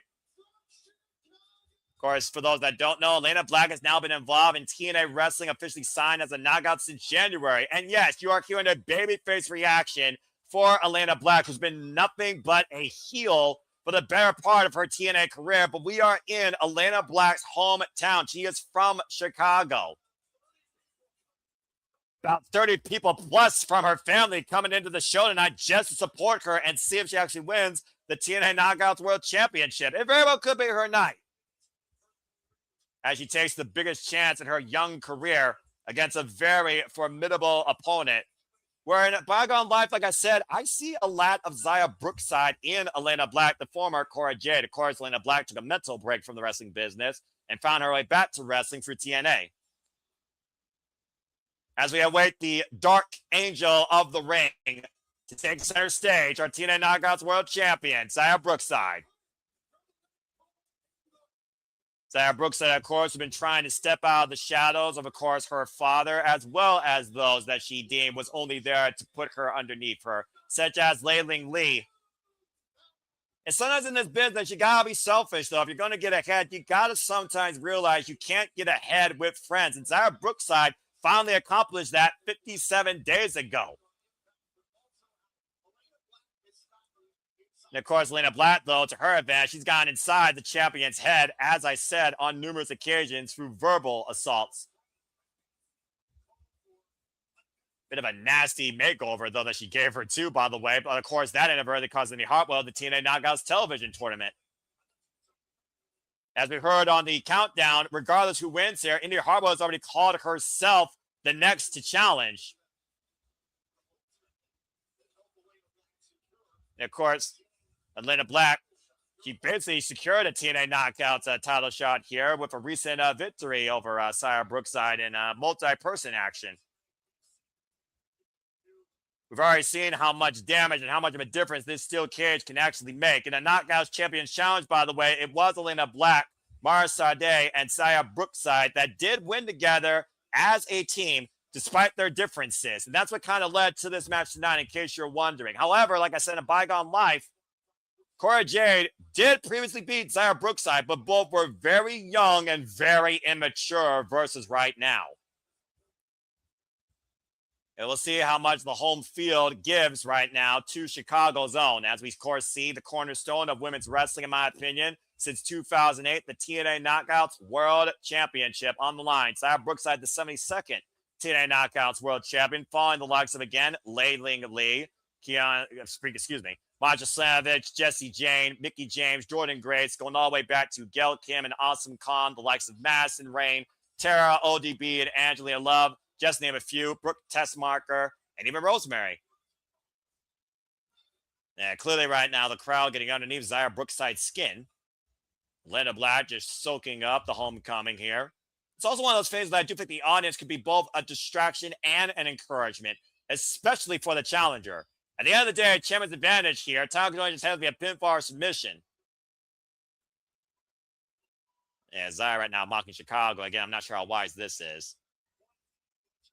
What does that Chicago know exactly how she feels? And even though she's from the UK, stiff continental tie-up here in the early going right now with these two young athletes. Again, not much different when it comes to the tail of the tape or the aggressive nature. Although Xia Brookside, I think, only just started deeming this dark side. I haven't seen this side of her since NXT UK. Elayna Black, she's kind of always been a bit of a gothic forward bitch if you've seen her independent work like I have.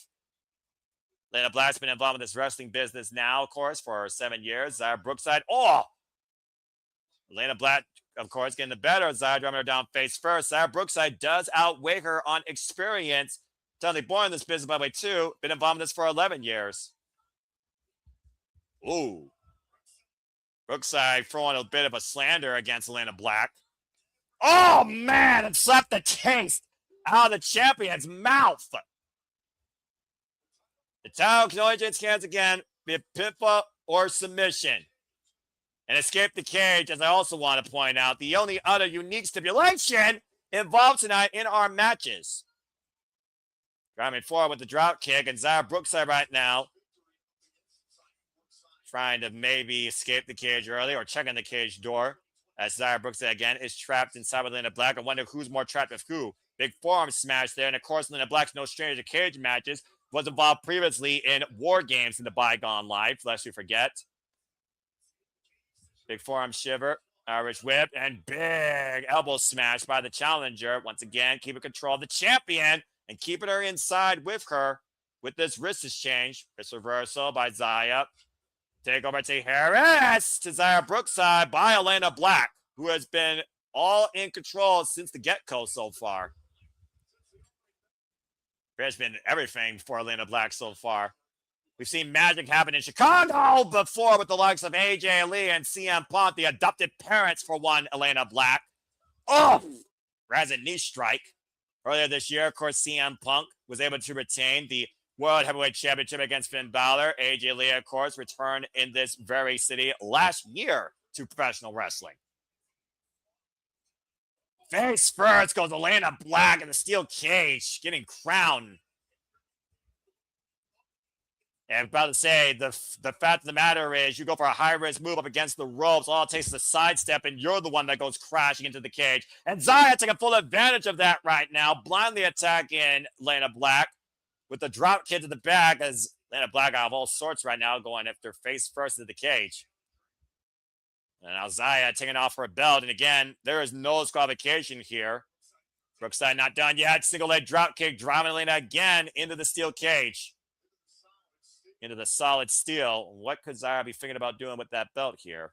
As we see Indy Hartwell watching on backstage, that made her intentions known that she will be the next one to challenge for the gold. Although after insulting Daria Ray, there might be something else that might be ahead.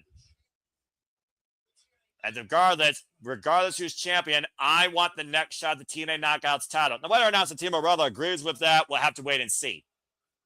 It was Elayna Black that got the better of Indy Hartwell and Mara Sade in that triple threat counter match. Had some adversity on the countdown as I just brained Elayna with that fist wrapped up with that belt. Now just teeing off now, just driving down against the child.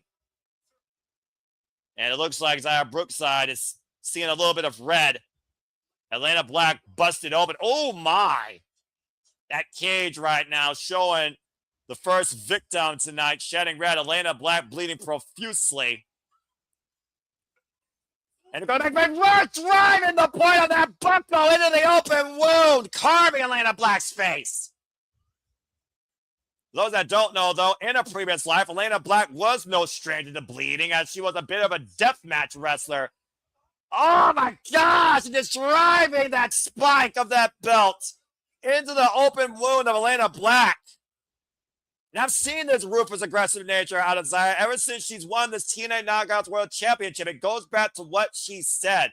Wow, you sick fuck, clearly licking the blood of her opponent. Enjoying every second right now at the expense of Chicago. Teeing off against Elayna Black with that wrapped up right hand with that metal belt buckle. A little bit of a payback from that piss poor makeover Elayna Black gave her just 2 weeks ago. Now look at this, tying Elayna Black into the second rope and literally choking her out with this belt.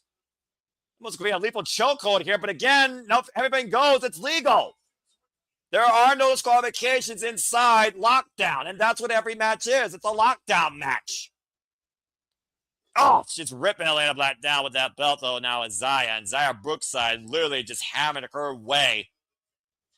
Home field advantage. The momentum has literally been drowned out, courtesy of Xia Brookside, as Elayna Black continues to bleed profusely inside the steel cage. It's only going to be a matter of time here for Xia Brookside's mind.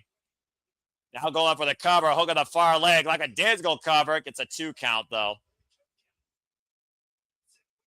That said, we know just how deep Xia Brookside is willing to go. We saw what she was able to do against Wendy Chu. Now just driving her nails, crushing the head and squeezing the blood out of Elayna here. Just a disgusting display by the Dark Angel of the ring. Elayna Black's trying to fight back, though, but ripped down by her hair. And again, Xia Brookside going back after Elayna Black with that belt. I have never seen Xia Brookside this aggressive. Thought about the evolution again of both these young women. This isn't Cora Jade or the young angel of the ring that you knew from NXT and NXT UK. Right now trying to tie up Elayna Black, almost like a harness up against the steel cage, back elbow strike. And this matchup so far has been all Xia Brookside driving forward a single leg kick again. Yeah, that's why you are the champ. I'm not going to argue with you. And apparently Chicago is going to argue that. Elayna Black right now in a world of trouble, harnessed up against that steel cage with that belt. Still trying to fight back, though. She's finally broken the grip with that belt. Again, though, still braced up against the ropes in that cage. Creating separation with Xia Brookside. And we'll see how much Elayna Black is willing to endure and still willing to fight through in pursuit of the Knockouts title that she's been looking for since January when she was first signed by Daria Rand, the premiere of TNA and AMC. And again, right now, Xia Brookside, you see right now, Elayna Black in a world of trouble, a fucking mess. Elayna Black has, of course, ever since the start, though, as soon as the hometown was taken out of play, Xia Brooks has been in full control here. Now the axe handle to the midsection, though. Xia Brooks, Elayna Black still trying to fight back through this, though, as Chicago tries to wheel the hometown girl back in. And sliding Xia up against the second rope. Elayna Black. Oh, no! Sidestep, and Black hits her elbow against the steel cage. Taken down with a clothesline now. One step too slow, trying to find that opening, and Xia Brookside capitalize. Now just teeing off here. Like a days ago, kicks pretty much. Just pushing her opponent towards the corner. Almost bullying her in a way.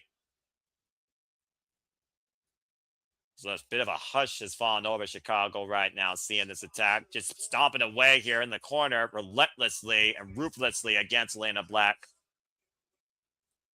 And squaring up with the double knees in the corner.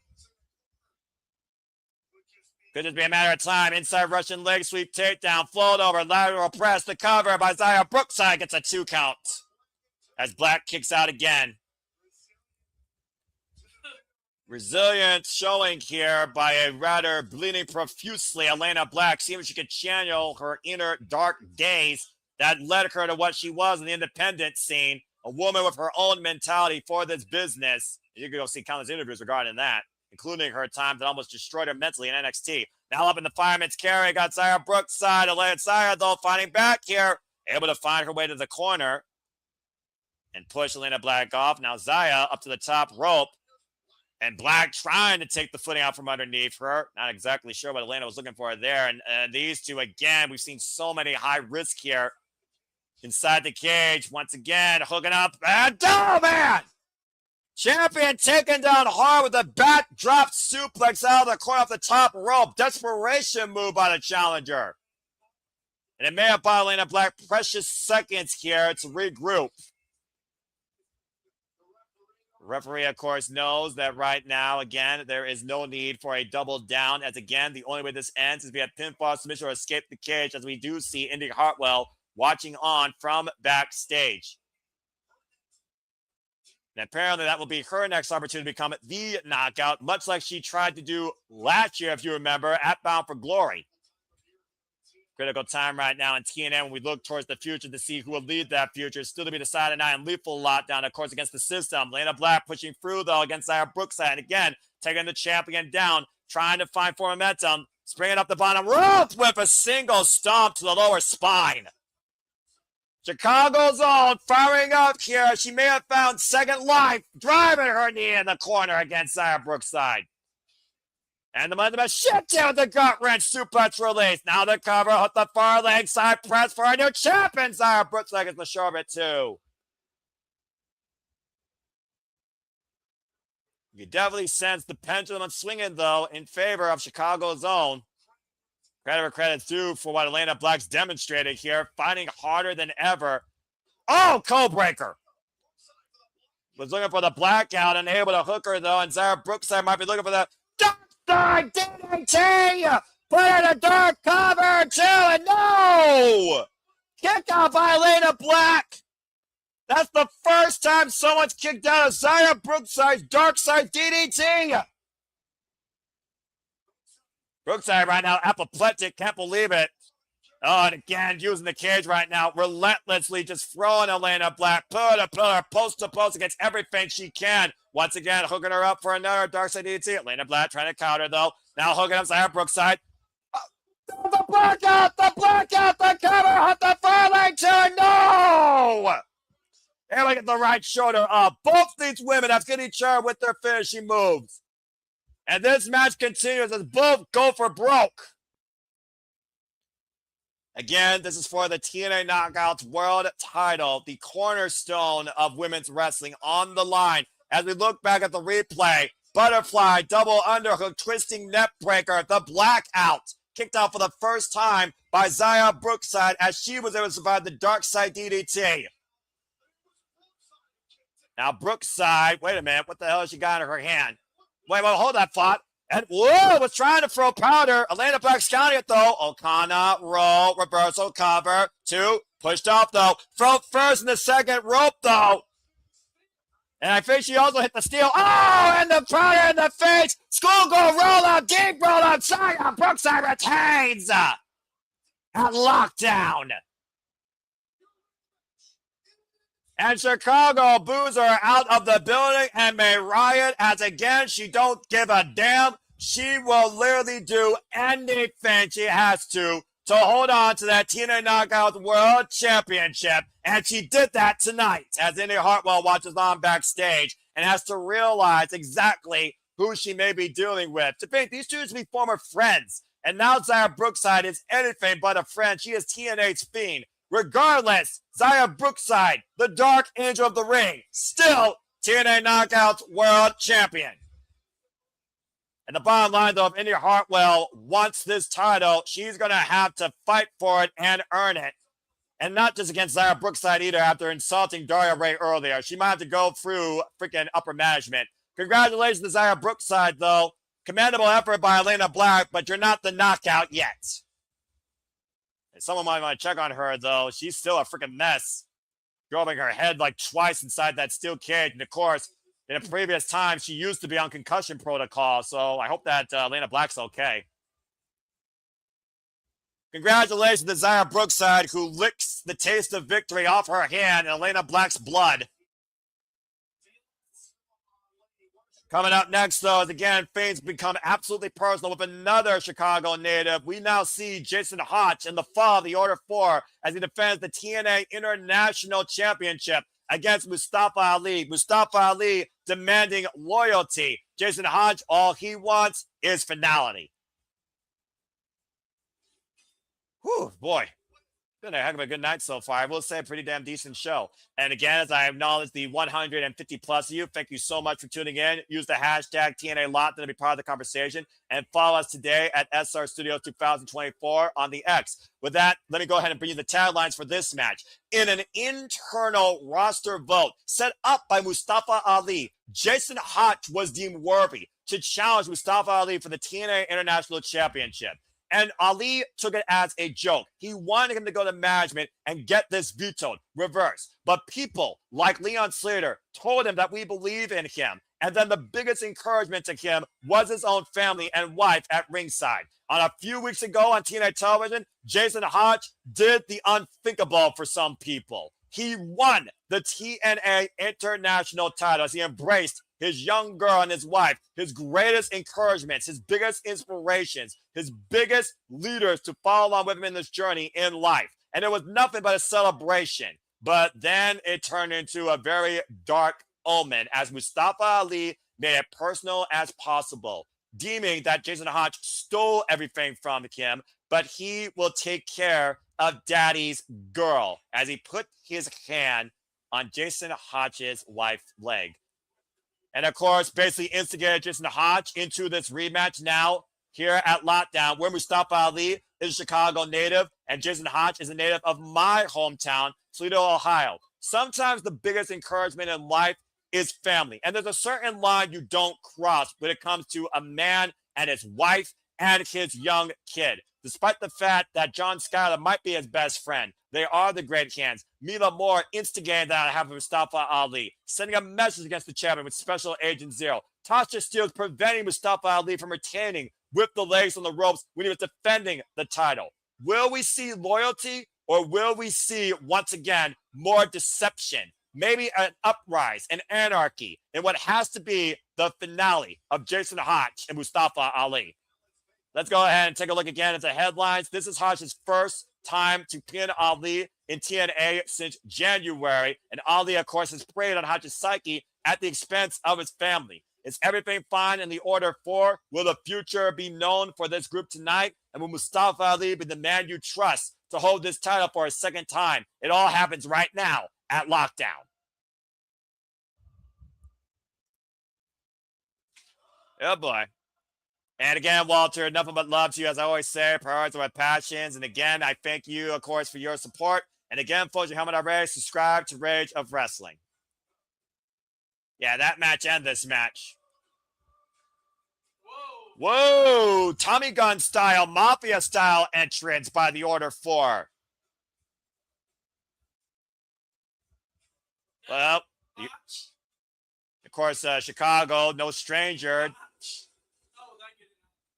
to the friggin' Mafia taking over. We've seen a friggin' massacre here in a bygone life, as he looks to leave nothing but bullet holes and wounds for the heart of Jason Hotch in pursuit of regaining the TNA International title.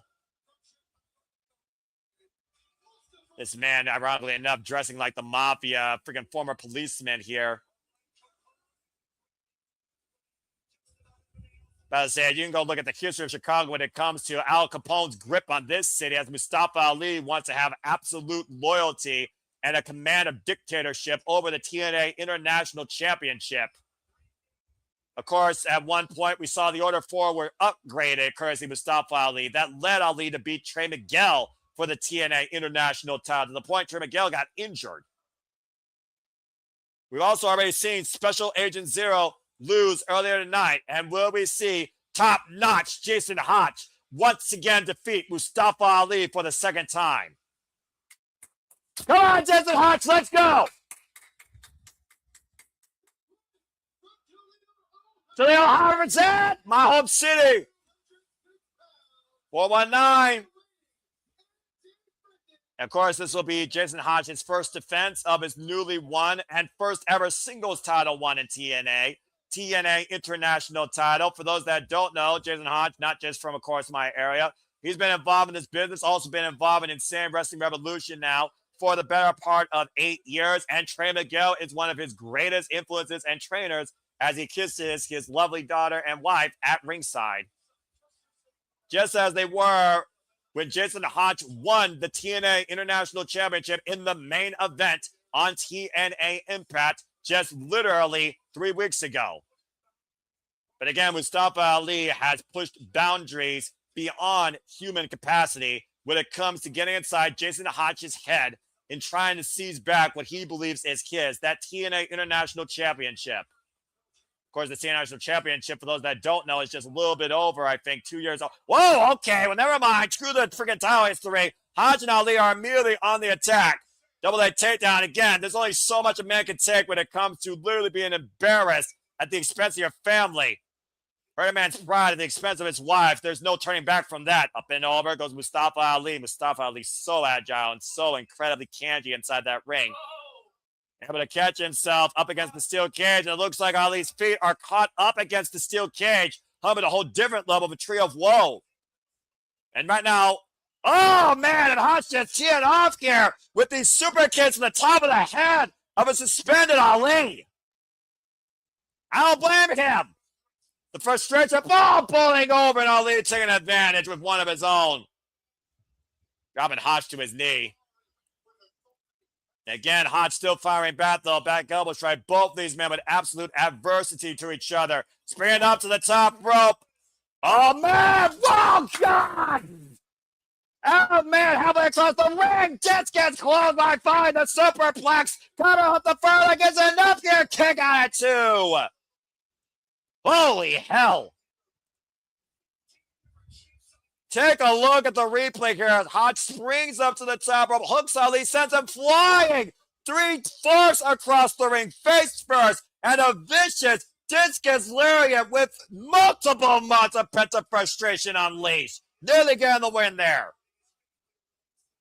Now the Irish whip reversal. Hotch, though, again, and Ali looking for a reprieve again. Sidestep. Oh, face first in the cage goes Ali. And now Hotch will take advantage with the tornado DDT. Is it enough here? Over the far leg to retain a lockdown kick at 2. Oh, man. The fact of the matter, though, I will give Ali credit. Ali has been instrumental in giving Hotch a chance on his career in TNA wrestling when the good hands were not great hands. But the fact that Hotch has seized this potential, that the TNA locker room sees in him, should go to that level of confidence that Hotch can do this on his own and doesn't need Ali anymore or the Order for. Unfortunately for John Skyler and Tasha Steelz, the jury is out. Clearly they don't agree with Ali, but loyalty is everything according to Ali. And right now, John Skyler and Tasha Steelz are still remaining to fall in line. As Skyler said, he needs this job. Now both men up to the top rope here. And Jason Hotch has Ali Guzzo. As Ali rakes the eyes of Jason Hotch, though. Dangerous territory once again. A high risk might be taken here. Front face lock applied to the champion. And Ali right now might be looking to send Jason Hotch for a hard ride. To do everything he can to seize back that title. Now, wait. What's Jason Hotch thinking here? And now has Ali up in a position. And oh my God, what the hell? Oh my God! Pile driver out of the corner! Off the top rope down to the ring! The awkward landing by the challenger and a sunset flip follow through. Still got Ali hoisted up. Powerbomb set out! Covered! 2! No! Somehow Ali able to escape. There is a different attitude out of Jason Hotch that I have not seen in a long damn time. And I've seen this man wrestle up and down the independents. And again, right now, you'll be part of the conversation to hashtag TNA Lockdown on the X or use at SR Studios to tag and let people know that we support TNA Wrestling and do this for all the biggest companies and the smallest venues. Here at the Cibola Studios. Now breaking the eyes. And once again, Escalera with the wrist control. Out of the corner, tornado DDT with Ali on Hotch. Now Ali with the chance here. Hooks the near leg. Back press to regain the turn. Hotch kicks out emphatically at 2. Talked about again the focus, the change in mindset. Now Special Agent Zero seizing the key from the referee as right now Mustafa Ali might be calling in a freaking insurance policy. And we've seen how instrumental Special Agent Zero has been for Mustafa Ali. As of course, Ali, if he escapes the cage, he will regain the title. Tasha Steelz closing the door on Mustafa Ali. What the hell are you doing, Tasha? an elbow dropping the status Secretary of Security. I think Tasha Steelz just went against her leader. Oh no! Sidekick and Tasha dropped down. No love lost for Mila Moore and Tasha Steelz. Of course, Tasha Steelz does not agree with Mustafa Ali's tactics as of late. Now Jason Hotch on the outside of the ring. I'm telling you, I don't think it'll be over here. Even Hotch right now checking on Tasha Steelz, and John Skyler checking on Tasha Steelz at ringside here. No one gives a damn about Mila Moore, and I don't blame them. And Skyler is sending Tasha Steelz to the back right now. Again, I don't think Jason Hotch wanted to see Tasha Steelz. What's up, man? Good grief! Through the door, good Lord, diving through the cage. Escape means nothing here. Pinfall submission the only way to win. But just literally long dart himself through Jason Hotch. Freaking flyer miles by Ali. Target sighted and connected as Tasha Steelz and John Skyler have now left ringside. And this match is now taking itself outside the cage. And we saw how freaking indisposable the entire Order 4 has been in Mustafa's career. Tasha Steelz has formerly taken bullets, literally, for Mustafa Ali to win. Now Ali looking to hook up Jason Hotch. Back body drop to Ali on the outside, though. Again, the title can only change hands inside the ring. They need to go inside the cage to render a decision. And right now, Jason Hotch laying out Mustafa Ali on this table. What the hell is Jason Hotch? You can't be serious, bro. Oh, no, Hotch. Come on now, Hotch. I understand you're looking for a conclusion. I understand you're looking for revenge. I understand you're looking for redemption for your family, but this is suicide, man. Don't do this. Now Mustafa Ali chasing Jason Hotch, who was going up to the top of the cage, looking for something ridiculous while Mustafa Ali was on that table on the outside. Now Ali and Hotch on the side of this cage, on the outside, high above the floor. Oh, good Lord. And look at this, Ali holding on for dear life to that top truss, and oh, man, it falls down hard to the floor. Dangling off the top of the cage. Bringing it back down to earth. Meanwhile, Jason Hotch high above the heavens. Looking to send Ali to hell. Now Jason Hotch, top-notch Hotch, on the top of the steel cage. What the hell is he thinking here? Think about this, man. This is your whole career we're thinking about. Don't do this. Don't do this. You king. Crossbody off the top to the floor. Through a table, through Ali. Good Lord. What the fuck? Take a look. Good God, a massacre of humanity. Jeez. An absolute Evel Knievel level risk taken by Jason Hotch. Destroying himself and Ali through that table. This is what TNA Wrestling is all about, and this is the depth of what this feud has come to. And right now, somehow, Jason Hotch is just trying to get back to his feet. Personnel and staff and referees checking both men at ringside as they crawl out of that destroyed table.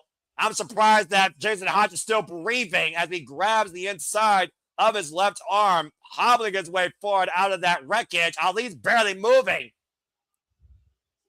Jason Hotch is coughing up blood. Oh, my Lord. Oh, no. Hotch is bleeding internally, folks. Jason Hotch might literally have suffered internal injuries. And right now, Jason Hotch spitting up blood, and I hope the match is not going to be stopped like this.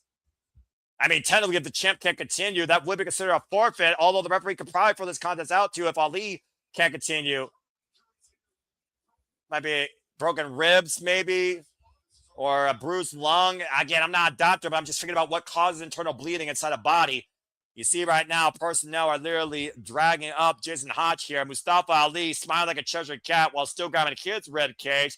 And somehow it seems like Ali came out of the better end of this scheme. And now Ali, don't do this. Ali once again going towards Jason Hotch's family, trying to instigate Hotch's wife at ringside and his young girl. Oh, no, come on now. What are you doing? Seizing a young girl's toy. What the fuck type of father figure are you? And Hotch saw it. Oh, man, this is not good. There's winning, and then there's winning by any means necessary. There's literally sacrificing your humanity if you had any left. Ali right now is an absolute despicable son of a bitch. And literally, Hotch was about to be carried out of the freaking arena area. Now just kicking around this child's toy and stomping away at it. It's almost like stomping away everything that Jason Hotch has worked towards for this family. And now Mila Moore, what the hell is that? Is that a lighter? Oh, you are not going to light that toy on fire. No. No. Chicago should have a fire code for the inside of this building. Don't you do this. Don't you fucking do this. You fucking despicable, evil human being. And Hotch is standing on double leg takedown. Fucking kill him, Hotch. He deserves it. Wait. What? I think Ali just burned out Hotch's eyes with that lighter. I think Jason Hotch just got burned out with that lighter. And now hoisted up. And again, Hotch was going to the freaking defend the loyalty and integrity of his family. And what the hell is Mustafa Ali doing now? Suspending Jason Hotch in the steel cage. And now trying to literally tie him up with the freaking elastic band of his trunks. Leaving it once and for all a lasting impression of what it means when you betray him and leave the order for. And again, John Scott and Tasha Steeles. Oh, nowhere to be found. And Ali right now is whipping Jason Hotch with that elastic band across his midsection while he's suspended on that steel cage. Hotch with nowhere to go, nowhere to defend himself. The depths that Mustafa Ali is willing to go. Worse than any politician in the public office. About to say right now, I'm not sure what Jason Hotch is even thinking right now. I know his family was moving away from ringside. I'm not even sure his wife and his daughter can look at this. And right now, Mustafa Ali perching Jason Hotch up on the top turnbuckle. How much more punishment can Ali freaking give to Jason Hotch? How much more of this insult can Jason Hotch endure? Can he overcome this onslaught, especially after the risk he took earlier? And Ali right now might be looking to hook Jason Hotch for something that would be absolutely a finale. Trying to put Hotch up on top of the steel cage. Whoop! Ali flipping towards center. Now Jason Hotch up to the top. I can't do it, but stop! Watching Ali! What the hell, man? How the hell is he doing this? From the top of the cage, crushing down on Ali. Break the arm, go for the cover, please end this thing too. And no! Somehow, some way, Ali still holds true in this fight. His damn black heart beats. Jason Hotch with his own variation, Mustafa Ali's driving double foot stomp to the heart if Ali has a heart from the top of the cage. And this is the depths of, again, what Jason Hotch is willing to do, not only for himself, but more importantly, for his family. And right now, seizing that toy that Mustafa Ali grabbed, spear by Mustafa Ali. And right now, Mustafa Ali going up to the top rope, and Jason Hotch lays prone in the drop zone. Ali might be 450 away from seizing his title. 450 splash connects. Cover 2 and no. And I think Jason Hotch got the toy between him and Ali and softened the impact. 2.5. Ali can't believe it. Bloody, bruised, battered, broken, abused, and Jason Hotch is still in this fight. And now Ali trying to seize that toy from Jason Hotch, who refused to let go of the grip as if he's holding on to his own one true family. And again, Ali is apoplectic. Hotch is not letting go of what has brought him here, his family, the love and admiration of the TNA fans. Mustafa Ali looking to take everything. 450 splash again. Tour between cover. Hook of the leg. Mustafa Ali regains the TNA International Championship. What the hell did he actually gain? besides a piece of freaking leather. Sacrificing everything else altogether. Damn. And that wicked witch of propaganda, his Secretary of Operations, holding on to the newest prize that Mustafa Ali has regained. Ali now a two-time TNA International Champion. Family be damned. Accomplishment found. And John Skyler right now coming back down, screaming at ringside. Of course, Jason Hotch's best friend, the other half of the good hands, his great hand, his right side man, as Mustafa Ali lying pretty much barely on his feet. This match took a whole nother level of personal that it did not need. But at the end of the day, Mustafa Ali got what he came for and regained the TNA International Championship. But what was the point? Like, seriously, what was the point of instigating all of this with another man's fucking family? That is downright deplorable and despicable and absolutely unforgiving. John Skyler needs to be his own man and leave Mustafa Ali much like Jason Hotch. At least Jason Hotch has one thing that Ali will never have: integrity. Jason Hotch made a choice and was more valuable, that championship or literally being a champion as a father and as a father figure and a husband.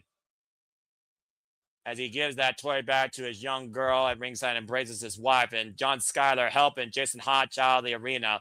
Standing ovation for the commendable effort by the former TNA International Champion. Left literally blood, sweat, and tears in that ring inside lockdown. And someone tells me, despite the fact that Ali got back what he wanted, this is far from over. Jeez. Well, as we try and regroup from that very personal situation, I can only hope that Jason Hotch will be okay. But at the end of the day, Ali got exactly what he wanted. And apparently some people think Ali regaining is best for business, but maybe he's, you know, somebody that appreciates a propaganda campaign or a political scam. Nonetheless, you're entitled to your opinion. I still say, why give Hotch the chance if you're not going to let him have the championship?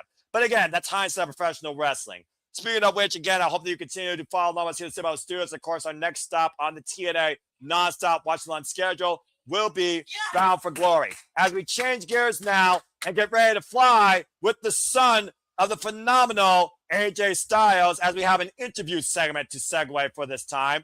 Please welcome in Avery Styles. All right. Let's see what this leads to. And we'll see if he becomes just as phenomenal as his father. The son of the man that built this house known as TNA Wrestling, Avery Styles. We heard that he would be here tonight. Like father, like son, how so many families, 5 generations that follow in this business. Welcome, Avery Styles, to TNA Wrestling. Let's see what he's got to say. Every chance being out loud and proud. He's got that same hairstyle as AJ used to have. So instead of you here. I understand you have something to share with the TNA fans. What's that? You guys know what TNA means to me and my family. All right. And you guys also know. And you guys also know AJ Styles would not be the guy he is today without TNA. Yes, that's accurate.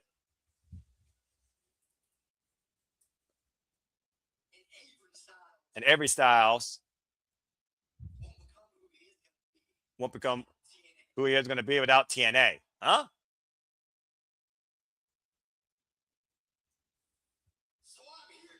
So I'm here to announce that I'm officially signed to TNA Wrestling! Avery Styles, it's oh fucking hell. Here comes the clown. Of course, Kazarian has to come in and literally spoil the party for someone far more phenomenal than him. If anyone knows AJ Styles, though, and TNA better than Kazarian, I would love to know who that is, though. I will say that. But as we just heard, as he takes the mic from EJ Miller and wastes his airtime, ladies and gentlemen, Avery Styles officially signed to TNA Wrestling. And Kazarian saying he's here to welcome you aboard. Bullshit. It's no secret. Your dad and I, we're like brothers. In fact, we're closer than brothers. Me, Samoa Joe, Christopher Daniels, we share a bond so strong. That can never be broken. All of us pour our hearts in this place to make this company what it is today. Well, that's the smartest thing Aaron said in a long time. Also, there's a lot of stakes in that locker room. There's a lot of guys that would take you out just because of your last name. But not me. I'm going to trust Kazarian. He's a snake in his own right. You should understand. There's a lot of people back there you can't trust. But remember, you could always trust me. You cannot trust Kazarian as far as you could throw him. I'm just saying. With that being said, Avery Styles, watch your back around that freaking carny. And welcome officially to TNA Wrestling. Avery Styles is TNA. That's a hell of an addition. And we'll see if he has just a phenomenal career. Speaking of phenomenal careers in AJ Styles, from the first X Division champion to who hopefully will be the next X Division champion, or who may never be considered X Division champion, according to the history books. It's Sid Alexander, Leon Slater, and it's last man standing. And if Cedric wins, Leon Slater's X Division history will be marked as it never happened. Again, congratulations to Avery Styles, who has signed officially to TNA Wrestling. That's a hell of a moment. For those that don't know, let me go ahead and bring you up to speed on this. Of course, Leon Slater has been a pioneer, a cornerstone for this generation's X Division. Ever since being moved last year at Summerversary for the X Division Championship, being endorsed by the phenomenal AJ Styles, going on to showcase this title in NXT, and going on to further promise to nearly beating the run of Austin Aries. Cedric Alexander and Leon Slater have shared a 3-match run where, thanks to the system, Cedric Alexander stole the TNA X Division Championship. Cedric Alexander's X Division history has been defined by Leon Slater, and he can't stand it. He has taken every avenue, every shortcut, every avoidance to avoid giving Leon Slater this opportunity until Leon Slater put something on the line that Cedric chose. His milestones, his history. If Cedric wins, I want you all to put this in perspective. It will be known that Leon Slater never beat Moose. Cedric would have been the one that would be the next X Division champion after Moose. The youngest ever X Division champion would be Amazing Red, not Leon Slater. The AJ Styles endorsement would have never happened. And of course, Sid Alexander would now be the guy considered up there in the ranks with Austin Aries, as Leon Slater's run would have never happened. It's literally erasing the books, the history, to delete a man's accomplishments. That's what Sid Alexander wants, to remove Leon Slater from X Division existence. And if Slater wins his last man standing match, he will achieve that. That is the stipulation. Of course, Leon Slater also said he is here to become the face of TNA, and in order to do that, he has to beat former TNA World Champions. But before that, he also needs to seize back the X Division Championship. With Destiny X around the corner, everything's on the line for Leon Slater against Sid Alexander. Again, there you see the taglines. If Sid Alexander defeats Leon Slater, Reign would no longer be recognized by TNA Wrestling. Title Kids would recognize the title movement from Moose to Sid Alexander with a period of inactivity during Leon Slater's reign. Amazing Red would once again be recognized as the youngest champion, and Austin Aries would be the sole holder of the record for the longest X Division title run. That is crazy, stupid situation to be considered here. But that is what we're dealing with. Have we get set for this last man standing match in the X Division. Again, tell the tape, Cedric 1, 2, 3 falls match in May. Leon pinned Alexander in a tag team match. And again, Slater's TNA records could absolutely be erased. It's still crazy to think about the conversations made out of this match came on the behest of the fact that freaking Alexander just cannot seem to prove he's better than Leon Slater and has broke him to this deep end. As we wait for the youngest in charge to land down once again. And again, folks, here is what's at stake here. In case you are wondering, this is what was just said on TNA Lockdown. And personally, I really hope that Leon Slater, because TNA needs guys to be the future of TNA wrestling, and this man is the future, the youngest in charge, needs to be the freaking TNA X Division champion again, in my opinion. And apparently Walter Cruz echoes the sentiment on how stupid this stipulation is. The youngest in charge, coming to us from the UK, signed by Scott D'Amore during a Turning Point tour, has made TNA his home and has been doing nothing but bringing the X Division forward for the last calendar year. He came this close to winning the title back at Slammiversary before that freaking rat, Cedric Alexander, seized the title from underneath his hands and escaping with it. Leon Slater is literally diving into lockdown tonight, putting everything on the line, his very existence on the line tonight, where after the night, he may never get a chance at this title again, otherwise, it seems. You figure about, again, the greatest fear of Leon Slater to not be known might be literally realized tonight at the hands of Cedric Alexander if the system works. Here we go, folks.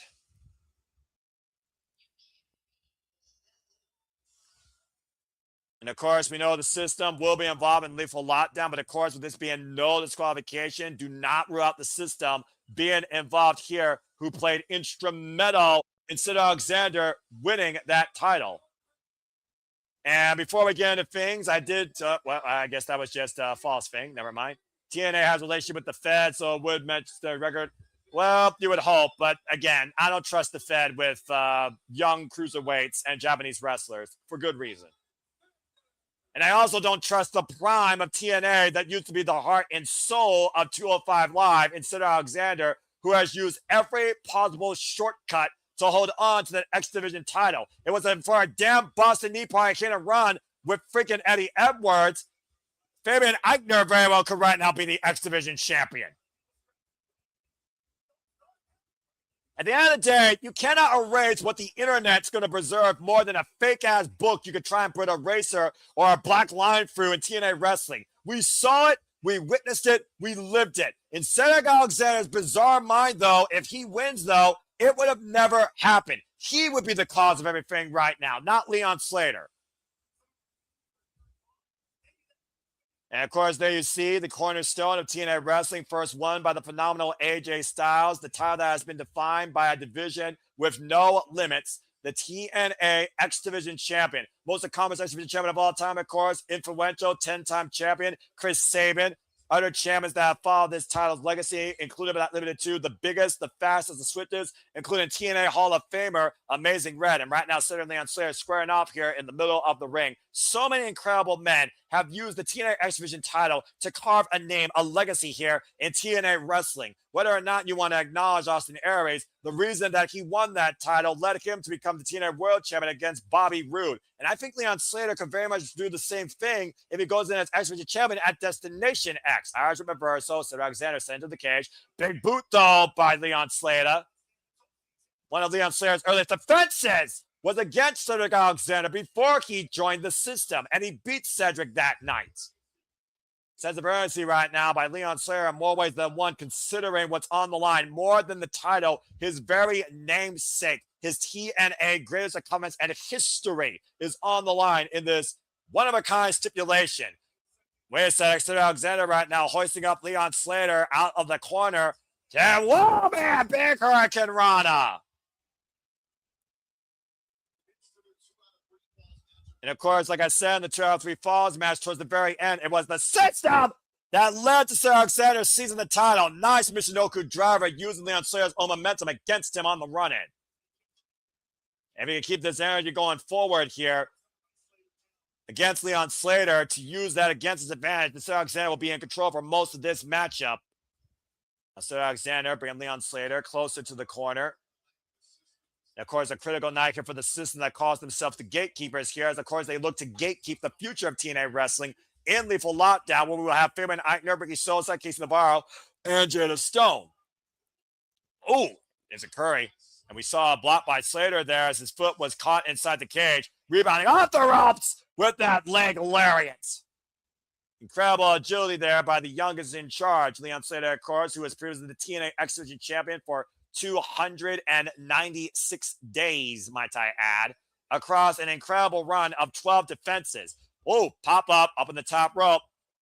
Kick right to the face there by Leon Slater. Now up to the top rope goes the youngest in charge. And I was afraid that Leon Slater would do something death-defying here tonight as he goes up to the top of the cage, up above the cage door. And oh, man, dropping down with the back elbow strike. Took a lot out of himself, though, at that high-risk maneuver. But then again, that goes back to the imagination and innovation of being a pioneer of the X Division. Take a look at this, just dropping down backwards against Cedric Alexander. Of course, Cedric Alexander right now has held this title since May. Cedric Alexander, prior to that, defended successfully against Eric Young, Nick Nemeth, AJ Francis, Rich Swann, Javon Evans with no contest thanks to dark stage shit. Myron Reed was probably my favorite match that he had during that run. And Cedric Alexander and Jason Hotch in a triple threat, amongst others. Again, there is no fear, though, on Leon Slater. Even defended this in a semi-way scramble. And right now, Cedric Alexander trying to get the better of Leon here in this elbow exchange. If there is one advantage that Cedric might have, being the heavier athlete here, is maybe the striking game. Side headlock, waist lock applied right now. First time these two men face each other, as I pointed out, was very early in Leon Slater's X Division title run. Went for the leg lay, dumped underneath, hooking up Leon Slater. Leon fighting back, though. Maybe forgot a backdrop suplex. And Leon set up across the second rope. Now going up to the top rope again. Looking for the kick, and Cedric picking the leg. Now catching Leon out of midair, up in the shoulder. The strength of Alexander, law-darting Leon Slater into the cage. Face first goes the challenger. First time they faced each other was back in Emergence 2025, and Leon Slater got the better of the Prime that night. They wouldn't face each other again till Rebellion 2026, and Leon Slater got the better of Cedric Alexander on that occasion. Of course, 2 out of 3 falls, though, tied the record as Cedric was able to win against Leon Slater thanks to the help of the system 2-1. Leon Slater now busted open, though, after going face first in the cage. And we saw how detrimental that was to Elayna Black earlier tonight.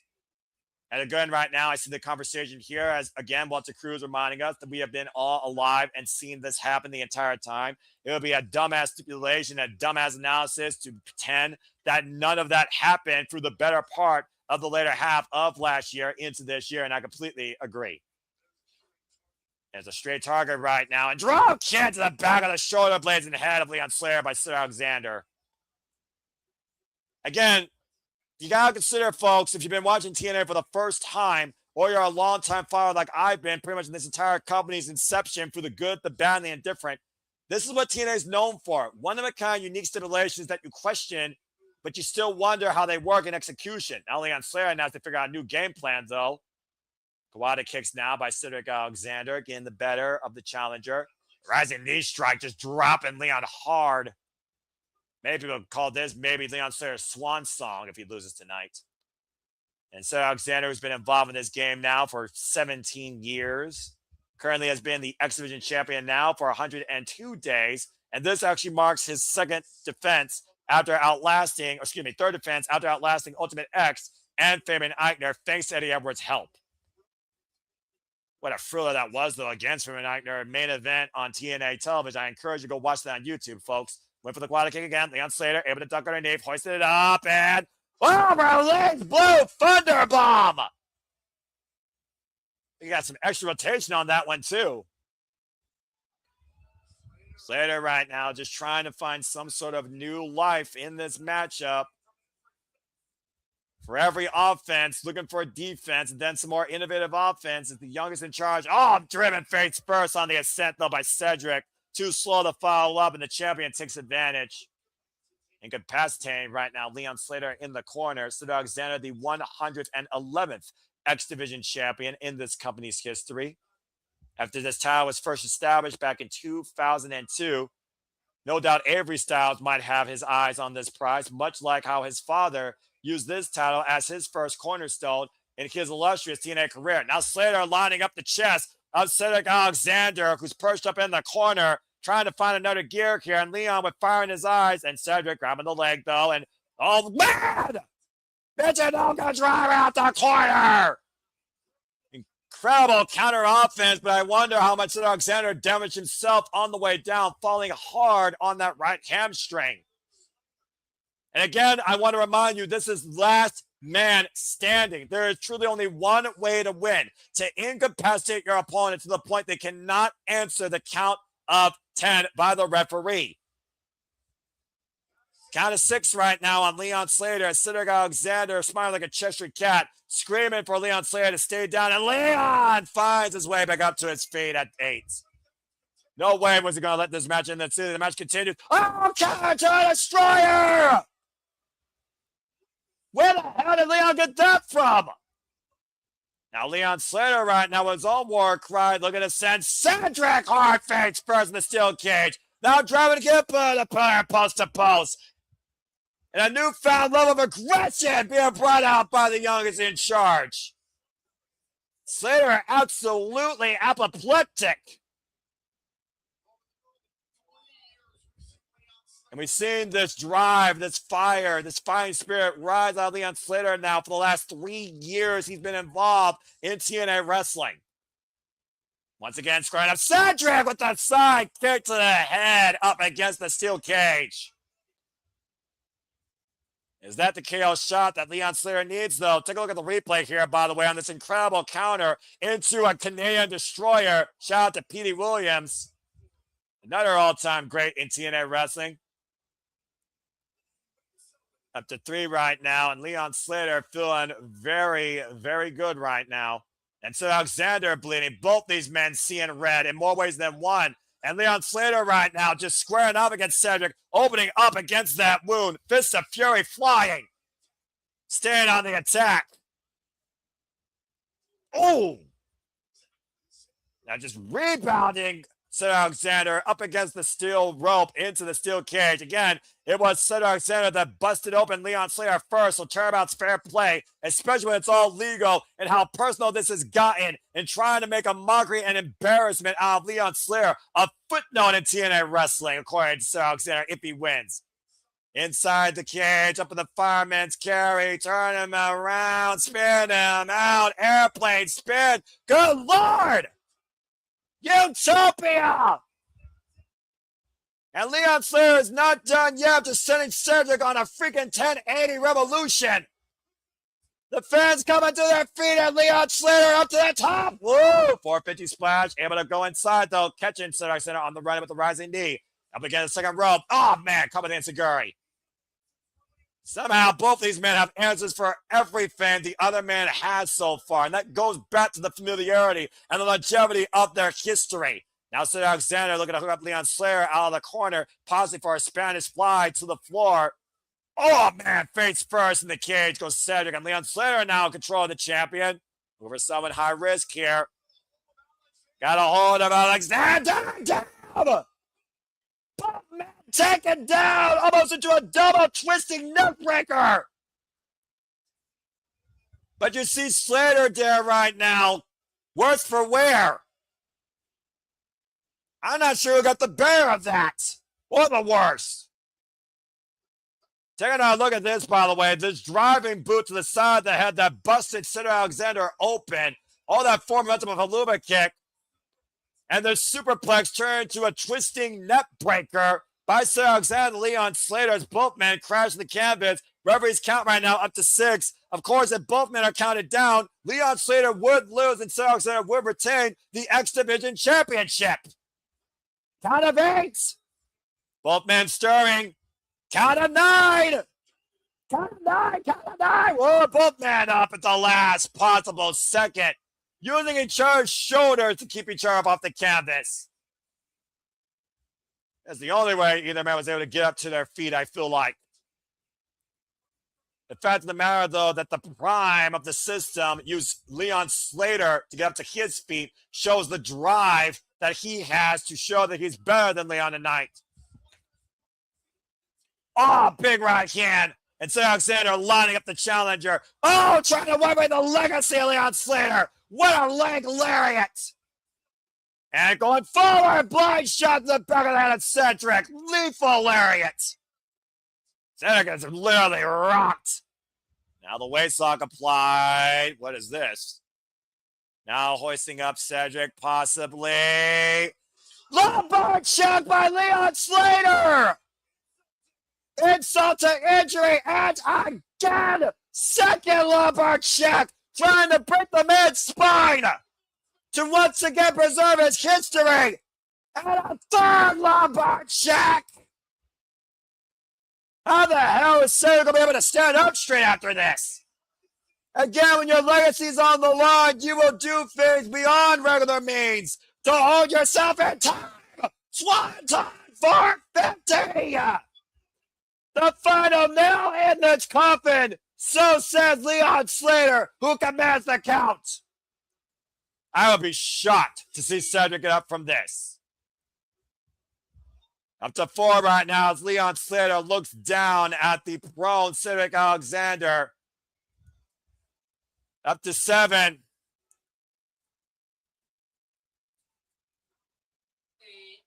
Up to 8.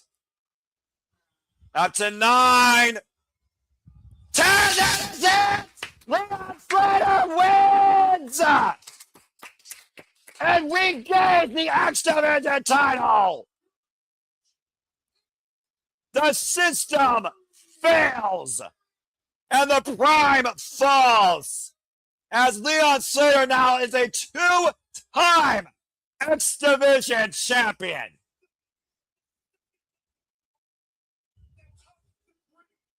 Good Lord, the intensity and the level of aggression in preserving and continuing to grow in his legacy in TNA wrestling on full display tonight for the newly crowned TNA X Division champion. Thank Christ. What an effort. Leon Slater regains the X Division title and preserves his legacy in TNA wrestling.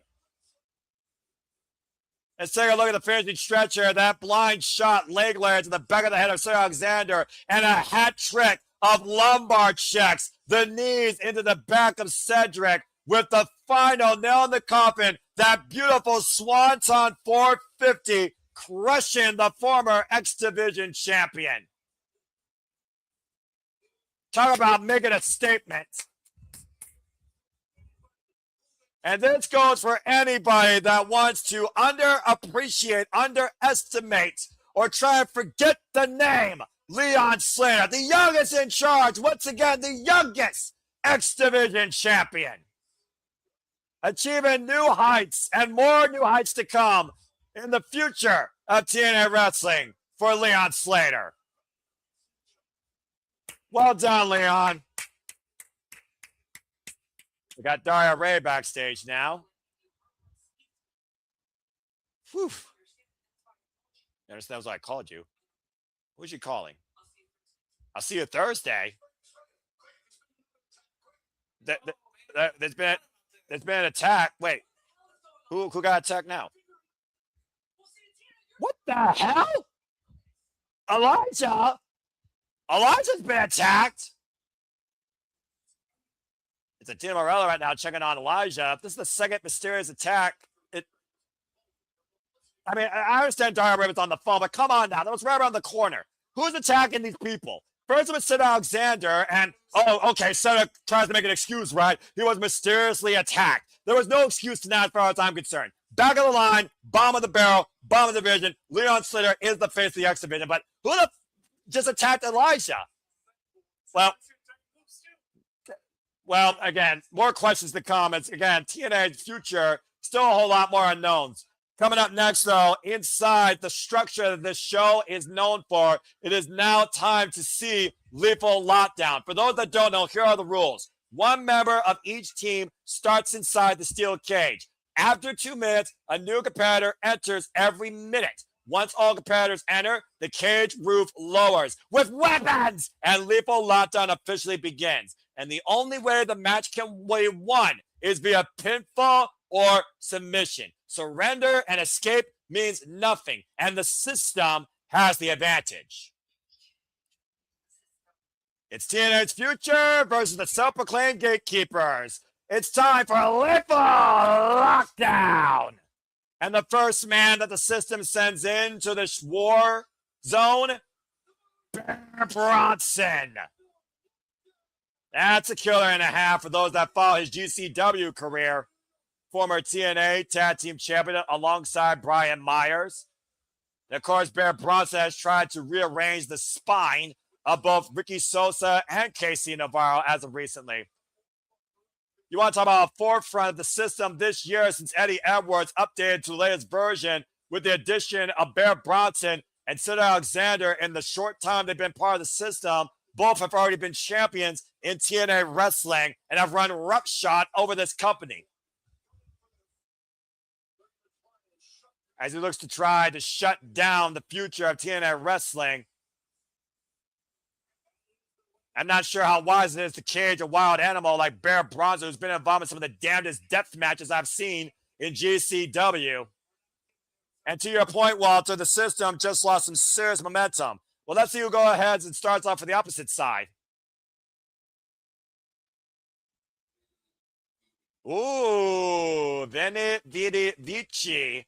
Fabian Aichner kicking things off here for Team TNA. Of course, Fabian Aichner, also one of the newest wrestlers to cross the line, came in and confronted the system for the first time, and of course went on to challenge Cedric Alexander after a 6-way scramble win for the X Division Championship, where again, if it wasn't for that damn Eddie Edwards, this gladiator could have very well been the X Division champion. He also was involved fighting for the advantage for his team, and thanks to the system's involvement and a low blow by Bryan Meyers with a roster cut follow-up, Bryan Meyers won the advantage for the system. And now how apropos that the man who lost the advantage kicks things off for his team to try and find an advantage against Bronson. The clock goes down for 2 minutes. And these two men right now will have the longest level of war and endurance until this match officially begins. Let's see the clothesline and Bronson. Oh, coming to Lufas, pressed by Fabian Aichner. And the strategy here has to be literally how you handle the time, how you handle the disadvantage, especially for Fabian Aichner, who will be in a 2-on-1 handicap for the better part of 2 minutes after he deals with Bronson. So the best thing that Fabian Aichner can do right now is separate himself or find a weakness. Wear down Bronson. Oh, man, deadlift German. And somehow Bronson back up to his feet and hoisting up Fabian Aichner for the toss. And Fabian Aichner back up to his feet. And both these men far up in the early going here.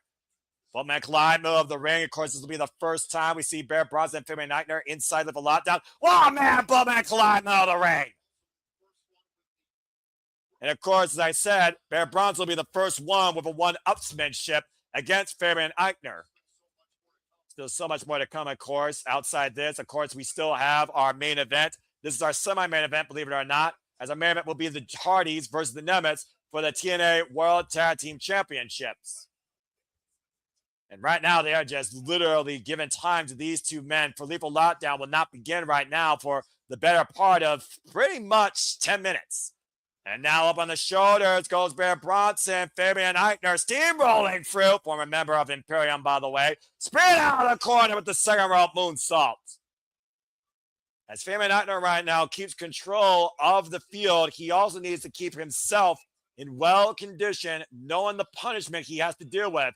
Count of 10 seconds as we wait for the next member of the system to come out here. And Bronson is about to get some aid, and we'll see soon enough who will it be. Will it be Eddie Edwards or Bryan Meyers? Let's see what we got here. And it looks like it's going to be Bryan Meyers, the tag partner for the former TNA World Tag Team Champions alongside Bronson, and the man who took advantage of Fabian Aichner to give the system this advantage. Now Fabian Aichner in a worst-case scenario for the next minute here. And this is where that advantage pays so much dividends. You figure about previous, of course, lethal lockdown matches of the past when it comes to getting that advantage. More often than not, it's been the heels getting the advantage here when it comes to the lethal lockdown matches. I mean, again, you can do a lot of damage in 1 to 2 minutes against a person, especially when you got a handicap against them. At the end of the day, all lethal lockdown is a wear down of at least one person for the better part of 10 total minutes with others to follow. Of course, lethal lockdown goes all the way back to 2005, Team Nash versus Team Jared. Last time we saw lethal lockdown, of course, was Team Lashley versus Team EC3 in 2016. And that wasn't even on a pay-per-view. That was on Impact Wrestling Television. Of course, you figure about the instrumental ideas of lethal lockdown that were inspired by the original War Games by the late, great Dusty Rhodes, God rest his soul, all the way back in WCW. And it looks like Case Navarro is going to help Fabian Aichner here as the field has been even. And, of course, earlier challenged Nick Nemeth for the TNA World Championship and now finds himself on his own. But it's also been on the bitter end of the system's assault and insult. We're seeing how well Case Navarro can catch himself inside those ropes. And Bronson going face first into the steel. Up and around. Oh, man. Great speed and agility by Case Navarro, taking down Brian Meyers with that DDT. So-called blessed one, as he calls himself. These up-and-coming stars, of course, of TNA Wrestling. And Lord knows TNA Wrestling's roster needs all the up-and-coming stars they can get that didn't got wasted by this place and went on to better stages like Maple Leaf Pro, Danny Luna. And right now, face first goes Brian Meyers and Bronson in the steel cage as Fabian Aichner and Case Navarro are taking full advantage of this cage and this 1 minute dead even field. As we already wait for our next person in 5 seconds as the field will once again be handicapped in favor of the system. I gotta imagine it's going to be Eddie Edwards. And here comes the man that has the only history more than Brian Meyers and lethal lockdown, previously involving two of them. Whoa! Case Navarro taking close with a win, down to the outside against Eddie Edwards. Not wasting any time here. That was a smart move, though, in my opinion, though. Leaving Eddie Edwards at bay. Oh, first kick, though, buying precious time right now for Fabian Aichner and himself. Now, Aichner, though, able to go out alone. Irish whip by Brian Meyers, hard into the cage. Taken down, though, by the most professional wrestler. Meyers and Bronson right now back in control. Double teaming Aichner. Case Navarro down the corner. And Bronson shedding blood after going face first into the steel. Of course, we saw Case Navarro recently beat Brian Meyers via disqualification as the system was looking to weaken this team even before this match. Face first goes Casey inside the steel cage. And now Eddie Edwards is locked in, and we got a 3-on-2 situation. People locked in, of course, already showing the scars of battle. In 5 seconds, though, as we await already to even things up here with Ricky Sosa. Ricky Sosa, of course, who crossed the line earlier this year, endorsed by the RFNS himself, Chris Bay, and of course was trying to be recruited by the system, who said, hell no, as him and Leon Slater have gotten the better already of Bronson and Brian Meyers on previous occasions. You can say Ricky Sosa has really came out and shown out here. Stefan Zaguri wiping out Bronson. Eddie Edwards, low weight slot, German suplex. Ricky Sosa lands on his feet. Sosa with a pinfall win against Brian Meyers. A win against Eric Young, and of course, a hard-fought battle against Bronson. What a scoop slam! And Ricky Sosa right now has really turned this match completely around in a matter of seconds. I'm not gonna lie, his theme is a bop. Bang, bang. Sosa. I'm into this kid. I'm into this young man from, of course, the Netherlands and France, or Deutschland. And right now we're seeing the side of Ricky Sosa brought out here, particularly by Eddie Edwards, who first instigated this young upstart. Oh, one of the last member of the system coming out now is, of course, this is a mixed lethal lockdown match as out comes Alisha Edwards.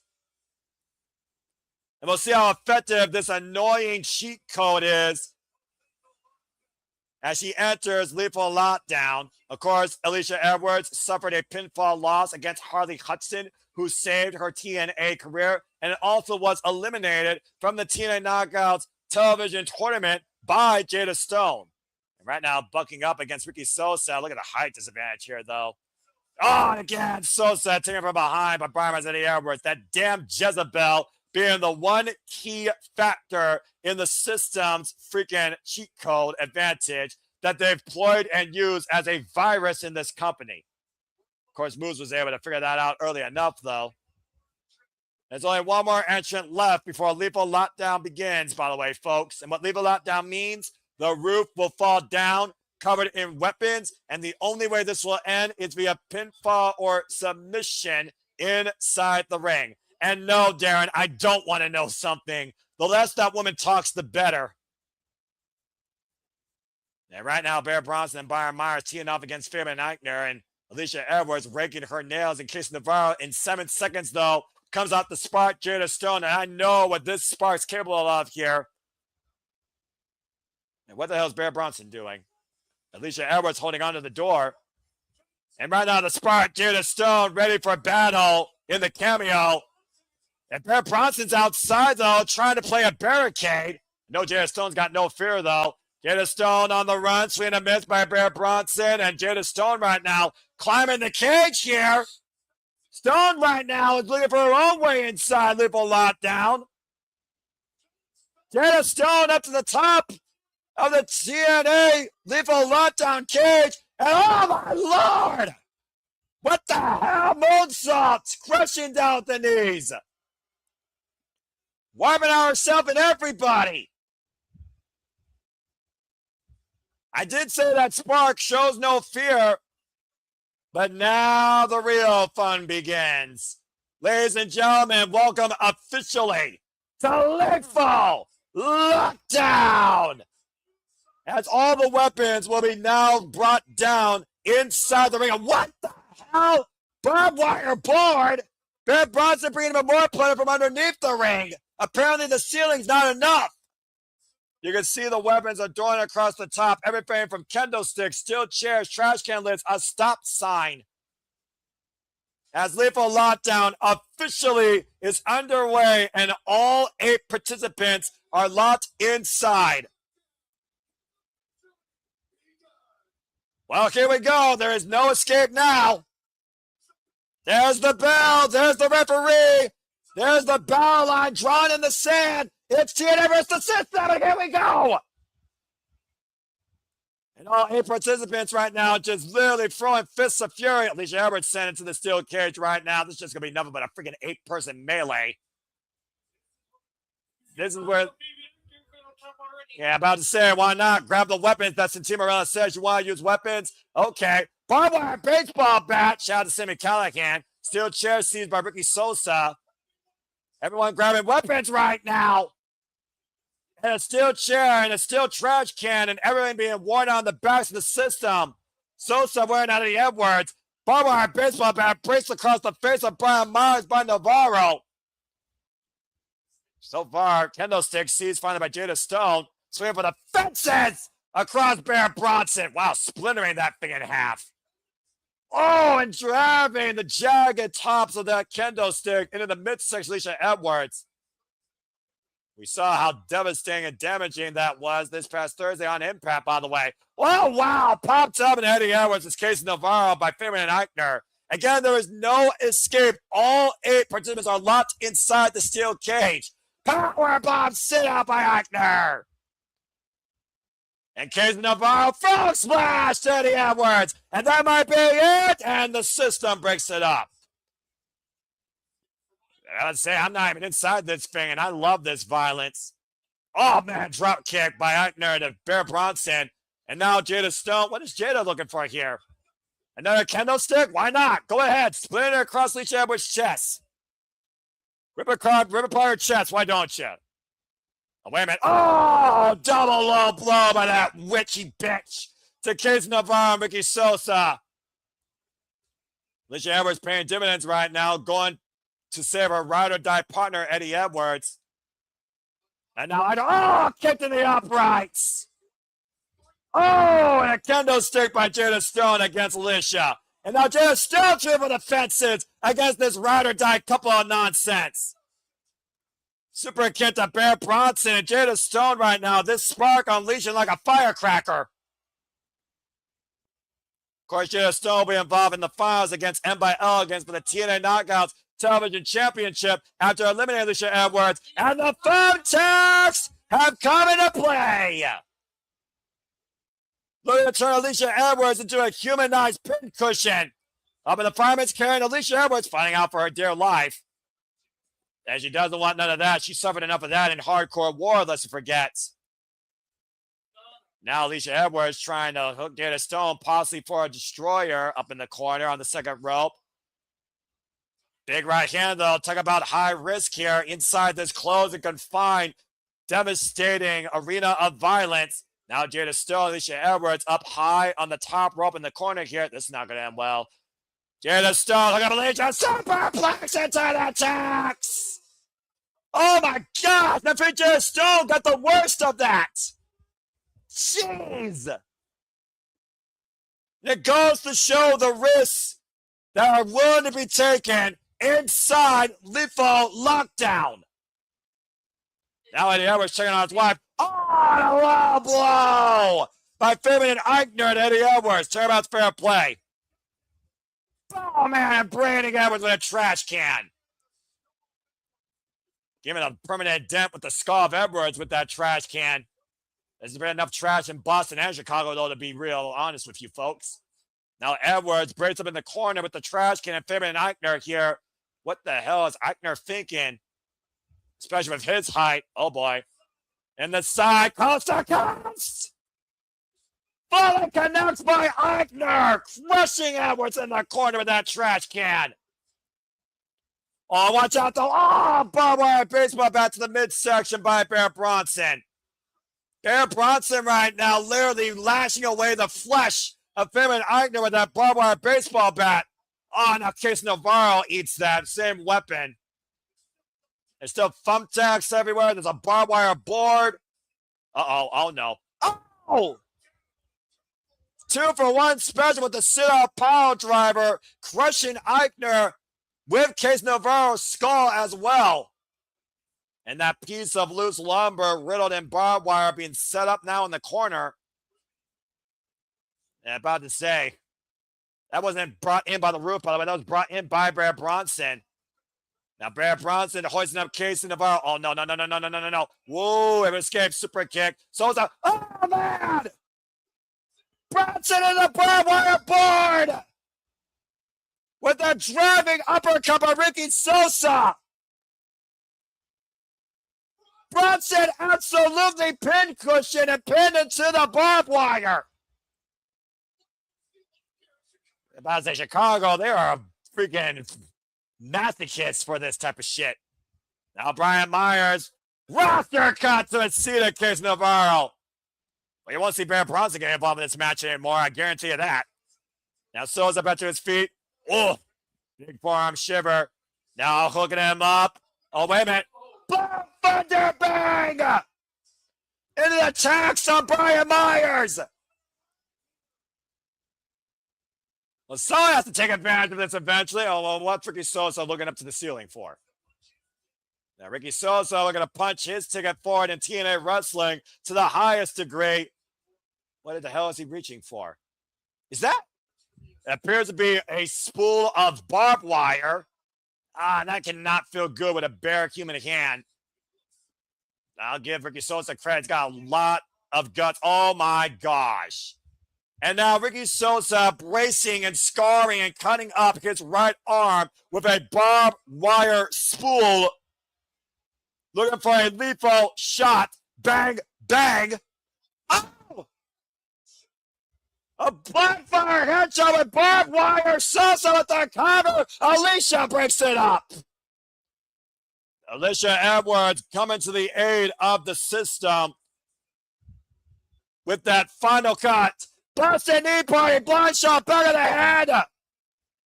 And Ricky Sosa might be out here at that final cut with barbed wire, though. Good grief.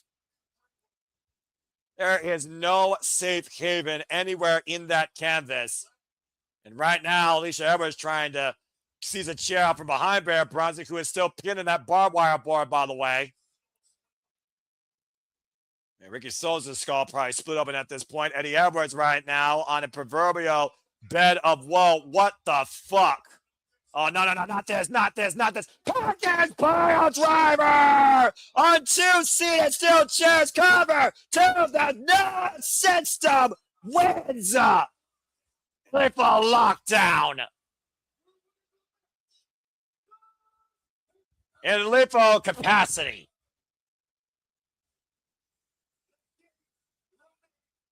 The gatekeepers close the gates on the future of TNA wrestling outside the confines of championship opportunities and inside lethal lockdown. The system wins. And the gatekeepers hold on to their position. Bear Bronson still being ripped out of that barbed wire, by the way. Good grief.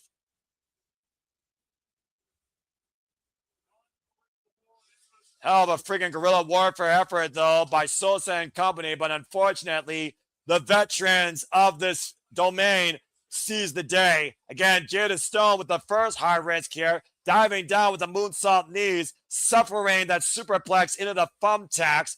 And then freaking Fabian Aichner went coast to coast against a trash can against Eddie Edwards' head. Freaking barbed wire baseball bat swinging for the fences like a Chicago baseball player was Bear Bronson, crushing and tearing apart the flesh like a carnivore of Fabian Aichner. And then that final cut, driving forward uppercut into Bear Bronson in the barbed wire board, and a follow-up barbed wire infused final cut should have been the end game, but instead Eddie Edwards with a package power driver on seated steel chairs puts down Ricky Sosa to win it for the system. Sometimes you actually can't beat the system. And unfortunately, that was the outcome tonight at Lethal Lockdown. Looking like anything but winners is Bear Bronson, Eddie Edwards, and Brian Meyers. But a statement made nonetheless. Good Lord. Well, that was fucking insane.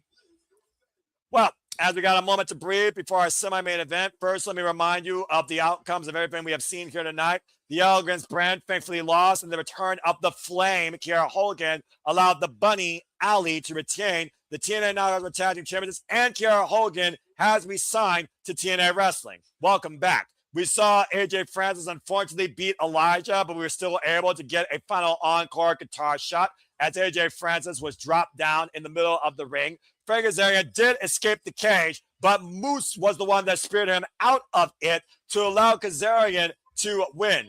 Mustafa Ali put everything that was possibly possible to have as a human being to the wayside, embarrassing and destroying Jason Hotch at the expense of his family, it seems. At the end of the day, we know who the better man was, but Mustafa Ali is once again the brand new TNA International Champion. Leon Slater's legacy continues to be preserved and ongoing as he crushed Cedric Alexander with 3 lumbar checks in the Swanton 450 to make sure that he was not the last man standing, and we have a brand new X Division champion.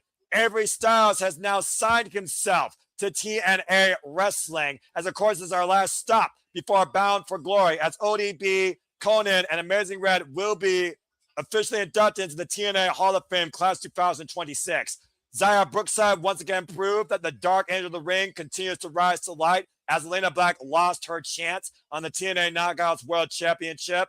And of course, we just saw them leave a lockdown. The system works, and they did win against Team TNA. And of course, as we forge to Bound for Glory, we know that M by Elegance will challenge Jada Stone to crown the first ever TNA Knockouts Television Champion this live Thursday on Impact Wrestling. And of course, that all moves forward on the road to Bound for Glory, as of course the next time we cover TNA Wrestling for you will be Bound for Glory. Yes. Also, Jason Hodge and Trey Miguel will challenge Mustafa Ali and Special Agent Zero in a tag team match this coming Thursday on TNA Wrestling. So if you can watch it, I highly encourage you to on TNA Plus, or if you can endure AMC. It was been a one-of-a-kind, wild-ass, incredible, fun night, actually. A great show. Hope you all have enjoyed. Please like, subscribe, comment, tell a friend. Follow us at SR Studios 2024. Continue to be part of the conversation. Continue to encourage this passion and reactions, as it now all comes down to this. Will history be made or will they be deleted? As it's time for our main event for the TNA World Tag Team Championships. The Hardyz, Nemeth and Jeff Hardy defend the gold against the TNA World Champion Nick Nemeth and his brother, Bryan Nemeth. In nearly 20 years, there has not been a man to hold both the TNA World Championship and the TNA Tag Team Championships. Not since Kurt Angle, as Nick Nemeth, who sent Mike Santana back into NXT, now a two-time TNA World Champion, could very well become a two-time TNA Tag Team Champion tonight at the expense of the Hardyz. Who is the better brother tag team? It's as old as a story of TNA wrestling, going all the way back to Rebellion last year when the Nemeths first beat the Hardyz. But can they do it again inside Lockdown? We're about to find out as we get ready for our main event. And Safet saying that last match was insane. It's been an insane night. I absolutely agree. Again, I also love violence. And again, it's been a very fun night here. So let's go ahead and take a look at the taglines for our main event here. Man, Jeff Hardy won the titles at Slammiversary in a ridiculous four-way ladder match. The Nemeth's victory, though, happened last year at Rebellion 2025. That was the last time these two teams faced each other in traditional tag team action. The Hardys have now been in 9 combined lockdown matches of some variety in their illustrious careers. So does experience favor the Hardys forever? Or once again, does Nick Nemeth show us just how damn good he is with his little brother riding his coattails with his fake-ass spray tan? It's a battle of the brothers here tonight in TNA Wrestling Lockdown, where history is on the line and your bound for glory ambitions are to be defined. It's time for our main events tonight in Chicago. And of course, Jeff Hardy recently challenged Nick Nemeth for the TNA World Championship in a losing effort that also led to this match tonight. Here we go. And again, figure to all 170 plus you that are tuning in, use the hashtag TNA Lockdown and follow us today at SR Studios 2024. As of course, we do this for all the biggest shows, pay-per-views, and specials across all things professional wrestling. The next time I'll be on the screen with you will be next weekend when we go all in for AEW. Stay tuned for the predicting and potentially breakdown as well to follow. And if you love what I do, follow me today if you choose at the Superman's brand. Stay tuned for me and our Canadian friend Ash for our next simple session that will be this Thursday live exclusively on our YouTube channels. Of course, Nick Nemeth was able to win back the TNA World Championship with the help of his little brother back at Slammiversary against Mike Santana, and has already embarrassed the likes of KC Navarro, as he said blood is truly thicker than water, and has truly gone all in only alongside his little brother. As we are literally less than a month away almost from TNA's biggest pay-per-view of the year. I can only imagine how insufferable Bryan Nemeth will be holding a title, let alone Nick Nemeth holding 2 titles. Ooh, that's a Titantron. Ah, Moonlight Sonata. Wait, Broken Hardyz? Well, they are the GOATs of TNA Tag Team Wrestling. That's for damn sure, with how long they've held these titles. Give credit where credit's due. I just hope that this symphony has a happy ending. As a matter of fact, Matt and Jeff have a stronger brotherly bond than the Nemeths as they bring the best version of the Hardys forward. Oh, gosh, the Antichrist Jeff Hardy theme. That's just cringe. But then again, they might have to unleash that tonight. How the dark and the light come together. How the yin and the yang work so well cohesively. How well we are fully loaded then, now, and forever with the Hardyz. I did not need to hear the Antichrist theme of Jeff Hardy, though. That was disturbing. Either way, I do hope the Hardys tonight delete the Nemeths once and for all from tag team wrestling. And of course, as I said, Matt and Jeff Hardy regained these tag team championships, of course, at Slammiversary, and pretty much held on to them ever since after sending the Righteous into their own righteous deletion. if you're going to put two names synonymous with TNA wrestling, it's a hard argue against Matt and Jeff Hardy under not only just tag team wrestling, but the TNA World Championship, as of course both men are former TNA World Champions. It was actually back here in Chicago a few years ago when freaking Jeff Hardy returned home to his brother after a broken rules match that Matt Hardy lost against Moose. Of course, the Hardys been teaming as long as they've been proverbially going to the extreme together in the backyards of a damn trampoline in North Carolina before the Hardy compound was even realized. And every time you see the Hardys take their way to the TNA ring, they always take it to the extreme. Already bringing the plunder inside with a table. Someone tells me we're going to go TLC style tonight in this main event at Lockdown. And already we got the fight going on in the middle of the ring as the Nemeth already grabbed the table, driving it towards the corner. And the fight is on. The Hardys have not even pulled off the TNA titles from around their waist yet. Of course, the bad blood that goes to these four men goes all the way back to Sacrifice 2 years ago after Nick Nemeth betrayed Matt Hardy after they rejected the little brother, and rightfully so, who's been nothing more but an annoying gnat. And of course, Matt and Jeff Hardy synonymous with steel cage matches. Of course, Matt Hardy, I think, has the most combined cage match history amongst all four men here, actually. So, again, I do think the tail of the tape still favors the Hardys more than the Nemeths, but that's just my opinion. Yeah, about to say right now, Jeff Hardy and Matt Hardy in control of Nick Nemeth and Ryan Nemeth, sending them face first inside the steel cage. So many legends have tried to make their names, though, against the Hardys, who have truly become the GOATs of TNA tag team wrestling. And no strangers to taking risks. Of course, the last time we saw Jeff Hardy involved in Lockdown goes all the way back. Oh, man. Against Jeff Jarrett, a final resolution inside steel cage. Or Lockdown 2012 against Kurt Angle. Cover and a kick out. Again, the only way to win inside this via pinfall submission. Escape means nothing. The Hardys, of course, have been the tag team champions now for an illustrious 5 times. Now in this run for the last 57 days. Poetry in motion with a splash by Jeff Hardy up the back of Matt Hardy. Choose the half, the cover over the far leg. It's a 2 count there. And the Hardys are also still the current House of Glory Tag Team Champions, by the way. Former current 2-time House of Glory Tag Team Champions. Hardys making himself at home inside the lockdown structure. That's the first time I've said that tonight, and how poetic. Waxing proxy. And now Nick Nemeth and Ryan Nemeth looking for a reprieve, it looks like, trying to climb the cage.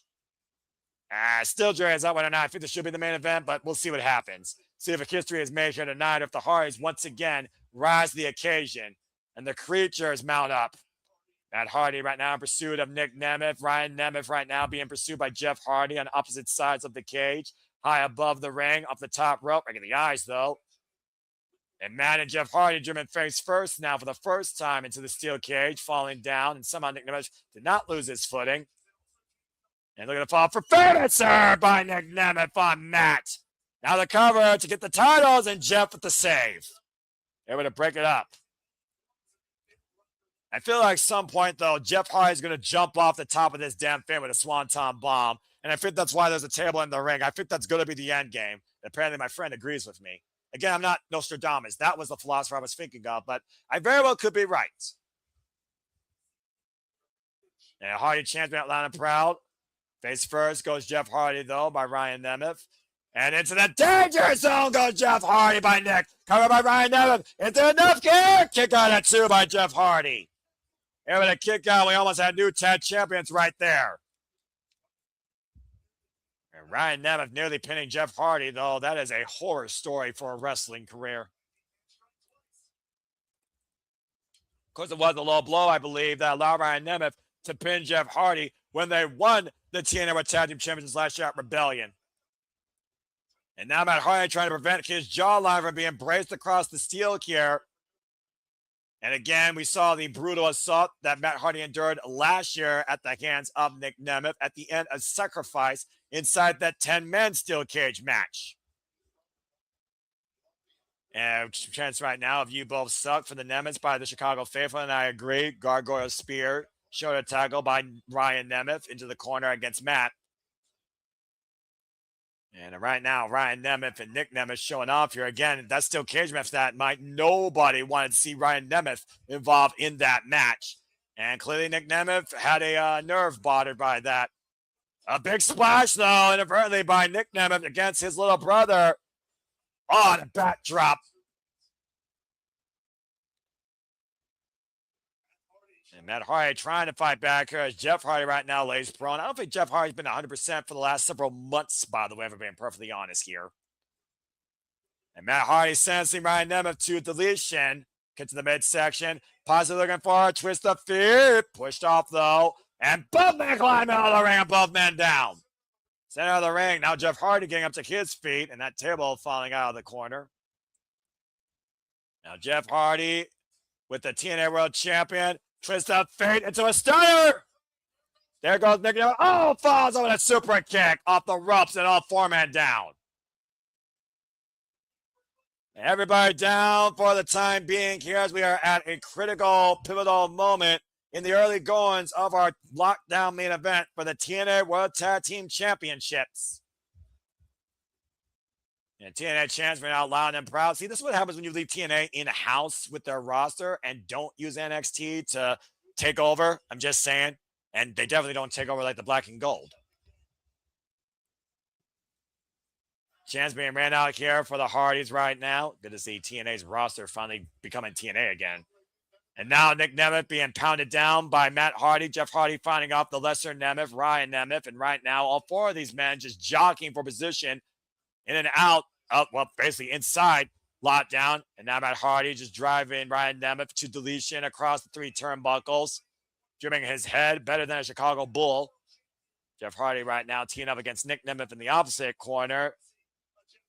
And, of course, this has to be extremely personal. It's got to be personal since last year. I don't think the Hardys have literally forgotten that embarrassing loss against these two at Rebellion in 2025 in California. Step up poetry in motion, and Jeff Hardy getting the better TNA World Champion. And now with a side effect to Nick Nemeth. 2-on-1 right now. And the Hardy with a splash. Jeff Hardy, the cover. Ryan saves the titles. Damn it. Just in the nick of time, saving his big brother. Yeah, I got to give Ryan Nemeth credit, though. Again, tag team wrestling, you got to know where your partner is at all times. Got to be there for them when you need them the most. Jeff Hardy, and there's the plot twist. And Matt Hardy with the cover, Ryan Nemeth, and Nick Nemeth saves the matchup this time. Able to break it up after the twist of fate into the stunner, the plot twist. Almost the plot thickens right now when you figure about who truly is the better of these two teams of brothers in TNA wrestling. Now trying to use the steel cage to rearrange Nick Nemeth's neck. Ripping and tearing away, of course, the shoulder blades in the back of the head against the steel cage. And now the Hardy's going after that single table, keyword single table, inside lockdown here. Yeah, crowd chant, we want tables. I guess they didn't get enough wood here tonight. Matthew Raywall with a little bit of logic. I mean, he's right. They do have it. It's already right here. Sometimes hearing Matthew Raywall is the best freaking analyst. Sometimes he's just hilarious. I mean, again, point out the obvious. And right now, Nick Nemeth laid out across that table as Jeff Hardy keeps teeing off against the TNA World Champion. A low blow by Ryan Nemeth to Matt Hardy, though, goes for the cover. And Jeff, great awareness, able to break it up with the stomp. It goes back to the tornado rules here, considering, again, kind of hard to have an actual tag match inside lockdown, considering there's barely any apron to stand on. And, of course, inside the fact there's a tornado tag, you want to make sure that you literally keep the entire other team at bay, not just one. Jeff looking again for a twist of fate, pushed off into a super kick by Nick Nemeth. Ryan Nemeth, though. Oh! Leaping DDT on Jeff Hardy. Now the cover off the near leg, and Matt right there for the save. The fact of the matter, though, also, there is such a close proximity inside this freaking steel cage. It's hard to call a pinfall when your other partner is so close to break it up.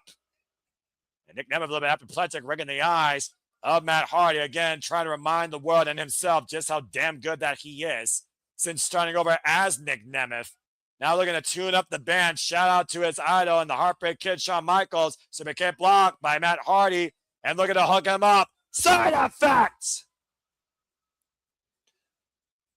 And Ryan Nemeth now looking to seize the opportunity to assault Matt Hardy after his big brother got dropped. Irish whip reversal. And Ryan Nemeth passed off the ropes. Got him with a kick, though. Oh, and driven down a clothesline by Matt Hardy. Just when you think one team has the advantage, the other one comes in with a sudden assault. Get to the midsection. Looking for the twist of fate on the lesser Nemeth. Ryan Nemeth right now literally being the stunt double for Nick Nemeth at this point. How fitting. And now Matt Hardy laying out Ryan Nemeth on that table as Jeff Hardy. Oh, no. It might be time to go to that extreme or go for broke. Inside lockdown tonight in Chicago as Jeff Hardy looks to go up and above tonight from the top rope. Inside lockdown. And oh, wait a minute. Oh, no. His third eye saw. Oh, no. Oh, no. And right now, Nick Nemeth, same as his brother. And I don't think Jeff Hardy is aware of it. But Nick Nemeth in hot pursuit as Jeff Hardy stands on top the steel cage. Now Jeff Hardy being brought back down inside by Nick Nemeth, preventing him from going to that extreme, probably for Jeff Hardy's best judgment. Same with his brother also in the matter. Both men right now walking on a tightrope of certain destruction on the edge of glory, finding each other across the top of this cage, across the top rope. Face first goes Nick Nemeth. Oh, and both men lose their balance. Nasty Elayna across the top cable in between the uprights for both Jeff Hardy and Nick Nemeth. Get to the midsection of Ryan Nemeth by Matt Hardy. Looking to delete. Oh, wait a minute. Pushed up. Deep roll up. Got the pants. Almost stole the titles there. Get to the midsection. And Matt hooking up him. Twist of fate on Ryan Nemeth by Matt. Man, how much is it going to take to send one of these two Nemeths for the damn table and end this thing? And now Matt Hardy looking to go up to the top rope in the high-risk district as Ryan Nemeth lays prone on the table. And Nick Nemeth's not moving. Who would have thought you'd see Matt Hardy ascend up this cage? And up high above the top rope as Ryan Nemeth lays prone. Elbow drop for the heart for the table.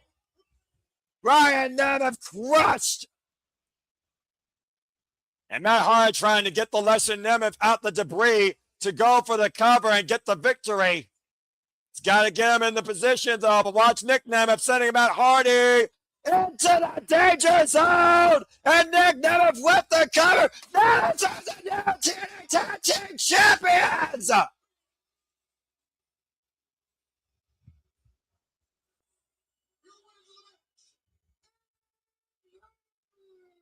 What? What? You gotta be fucking kidding me!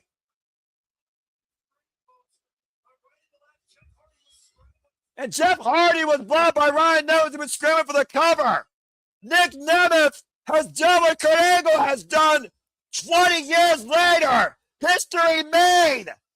The Nemeths are the new, now two-time tag team champions. And Nick Nemeth is now both TNA World and TNA Tag Team Champion for the second time.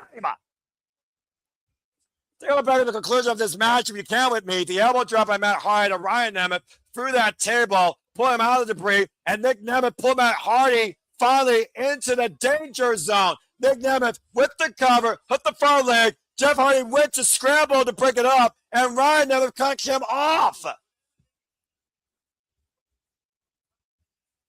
And now we have the insufferable nature of Ryan Nemeth is a tag team champion alongside his big brother. History made in Chicago that will live in infamy for anyone that is a fan of the Hardys.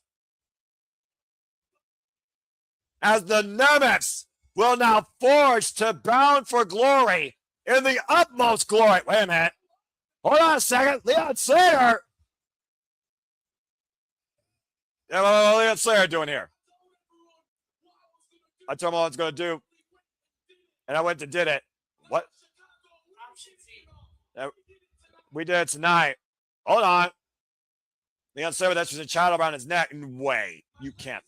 My legacy at the X Division is forever cemented. And I can only think of one further way to go down in TNA record books. Wait. So Bound for Glory. Wait a second. I'm exercising option C. I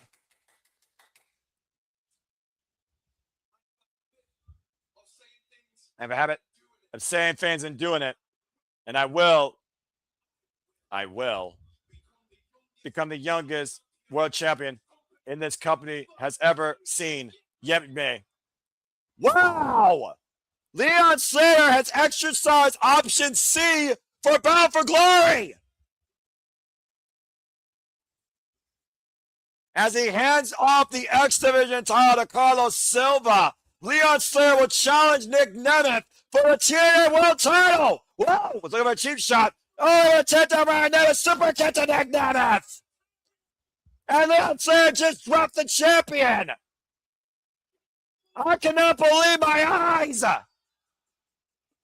Leon Slater is bound for glory and is now looking to culminate a journey as the youngest ever TNA World Champion. Open the keys and set up for Bound for Glory because the youngest in charge might be the youngest king to be seen. As Lockdown officially comes to a conclusion this evening, I want to thank you all once again for tuning in here to our watch-along event here at the Super Reliable Studios. For everyone on behalf of the entire Super Reliable Studios family, for my friend Paul, who was here for the entire night, for all of you that were here for the entire time. Hope you thoroughly enjoyed the commentary, analysis, storytelling, reactions, and damn good professional wrestling. We hope to see you for our all-in coverage, super predicting and potentially breakdown and further interviews, shenanigans, and further fun to come as we do here at the Super Reliable Studios. Until next time, I'm the Simon Noah Foster, reminding you to make a positive impact in life. Have a good night, and thanks for tuning in to our watch-along coverage of TNA Lockdown as Leon Slater is bound for glory. Have a good night, folks, and we'll see you next time here at the Simply Reliable Studios. Take care.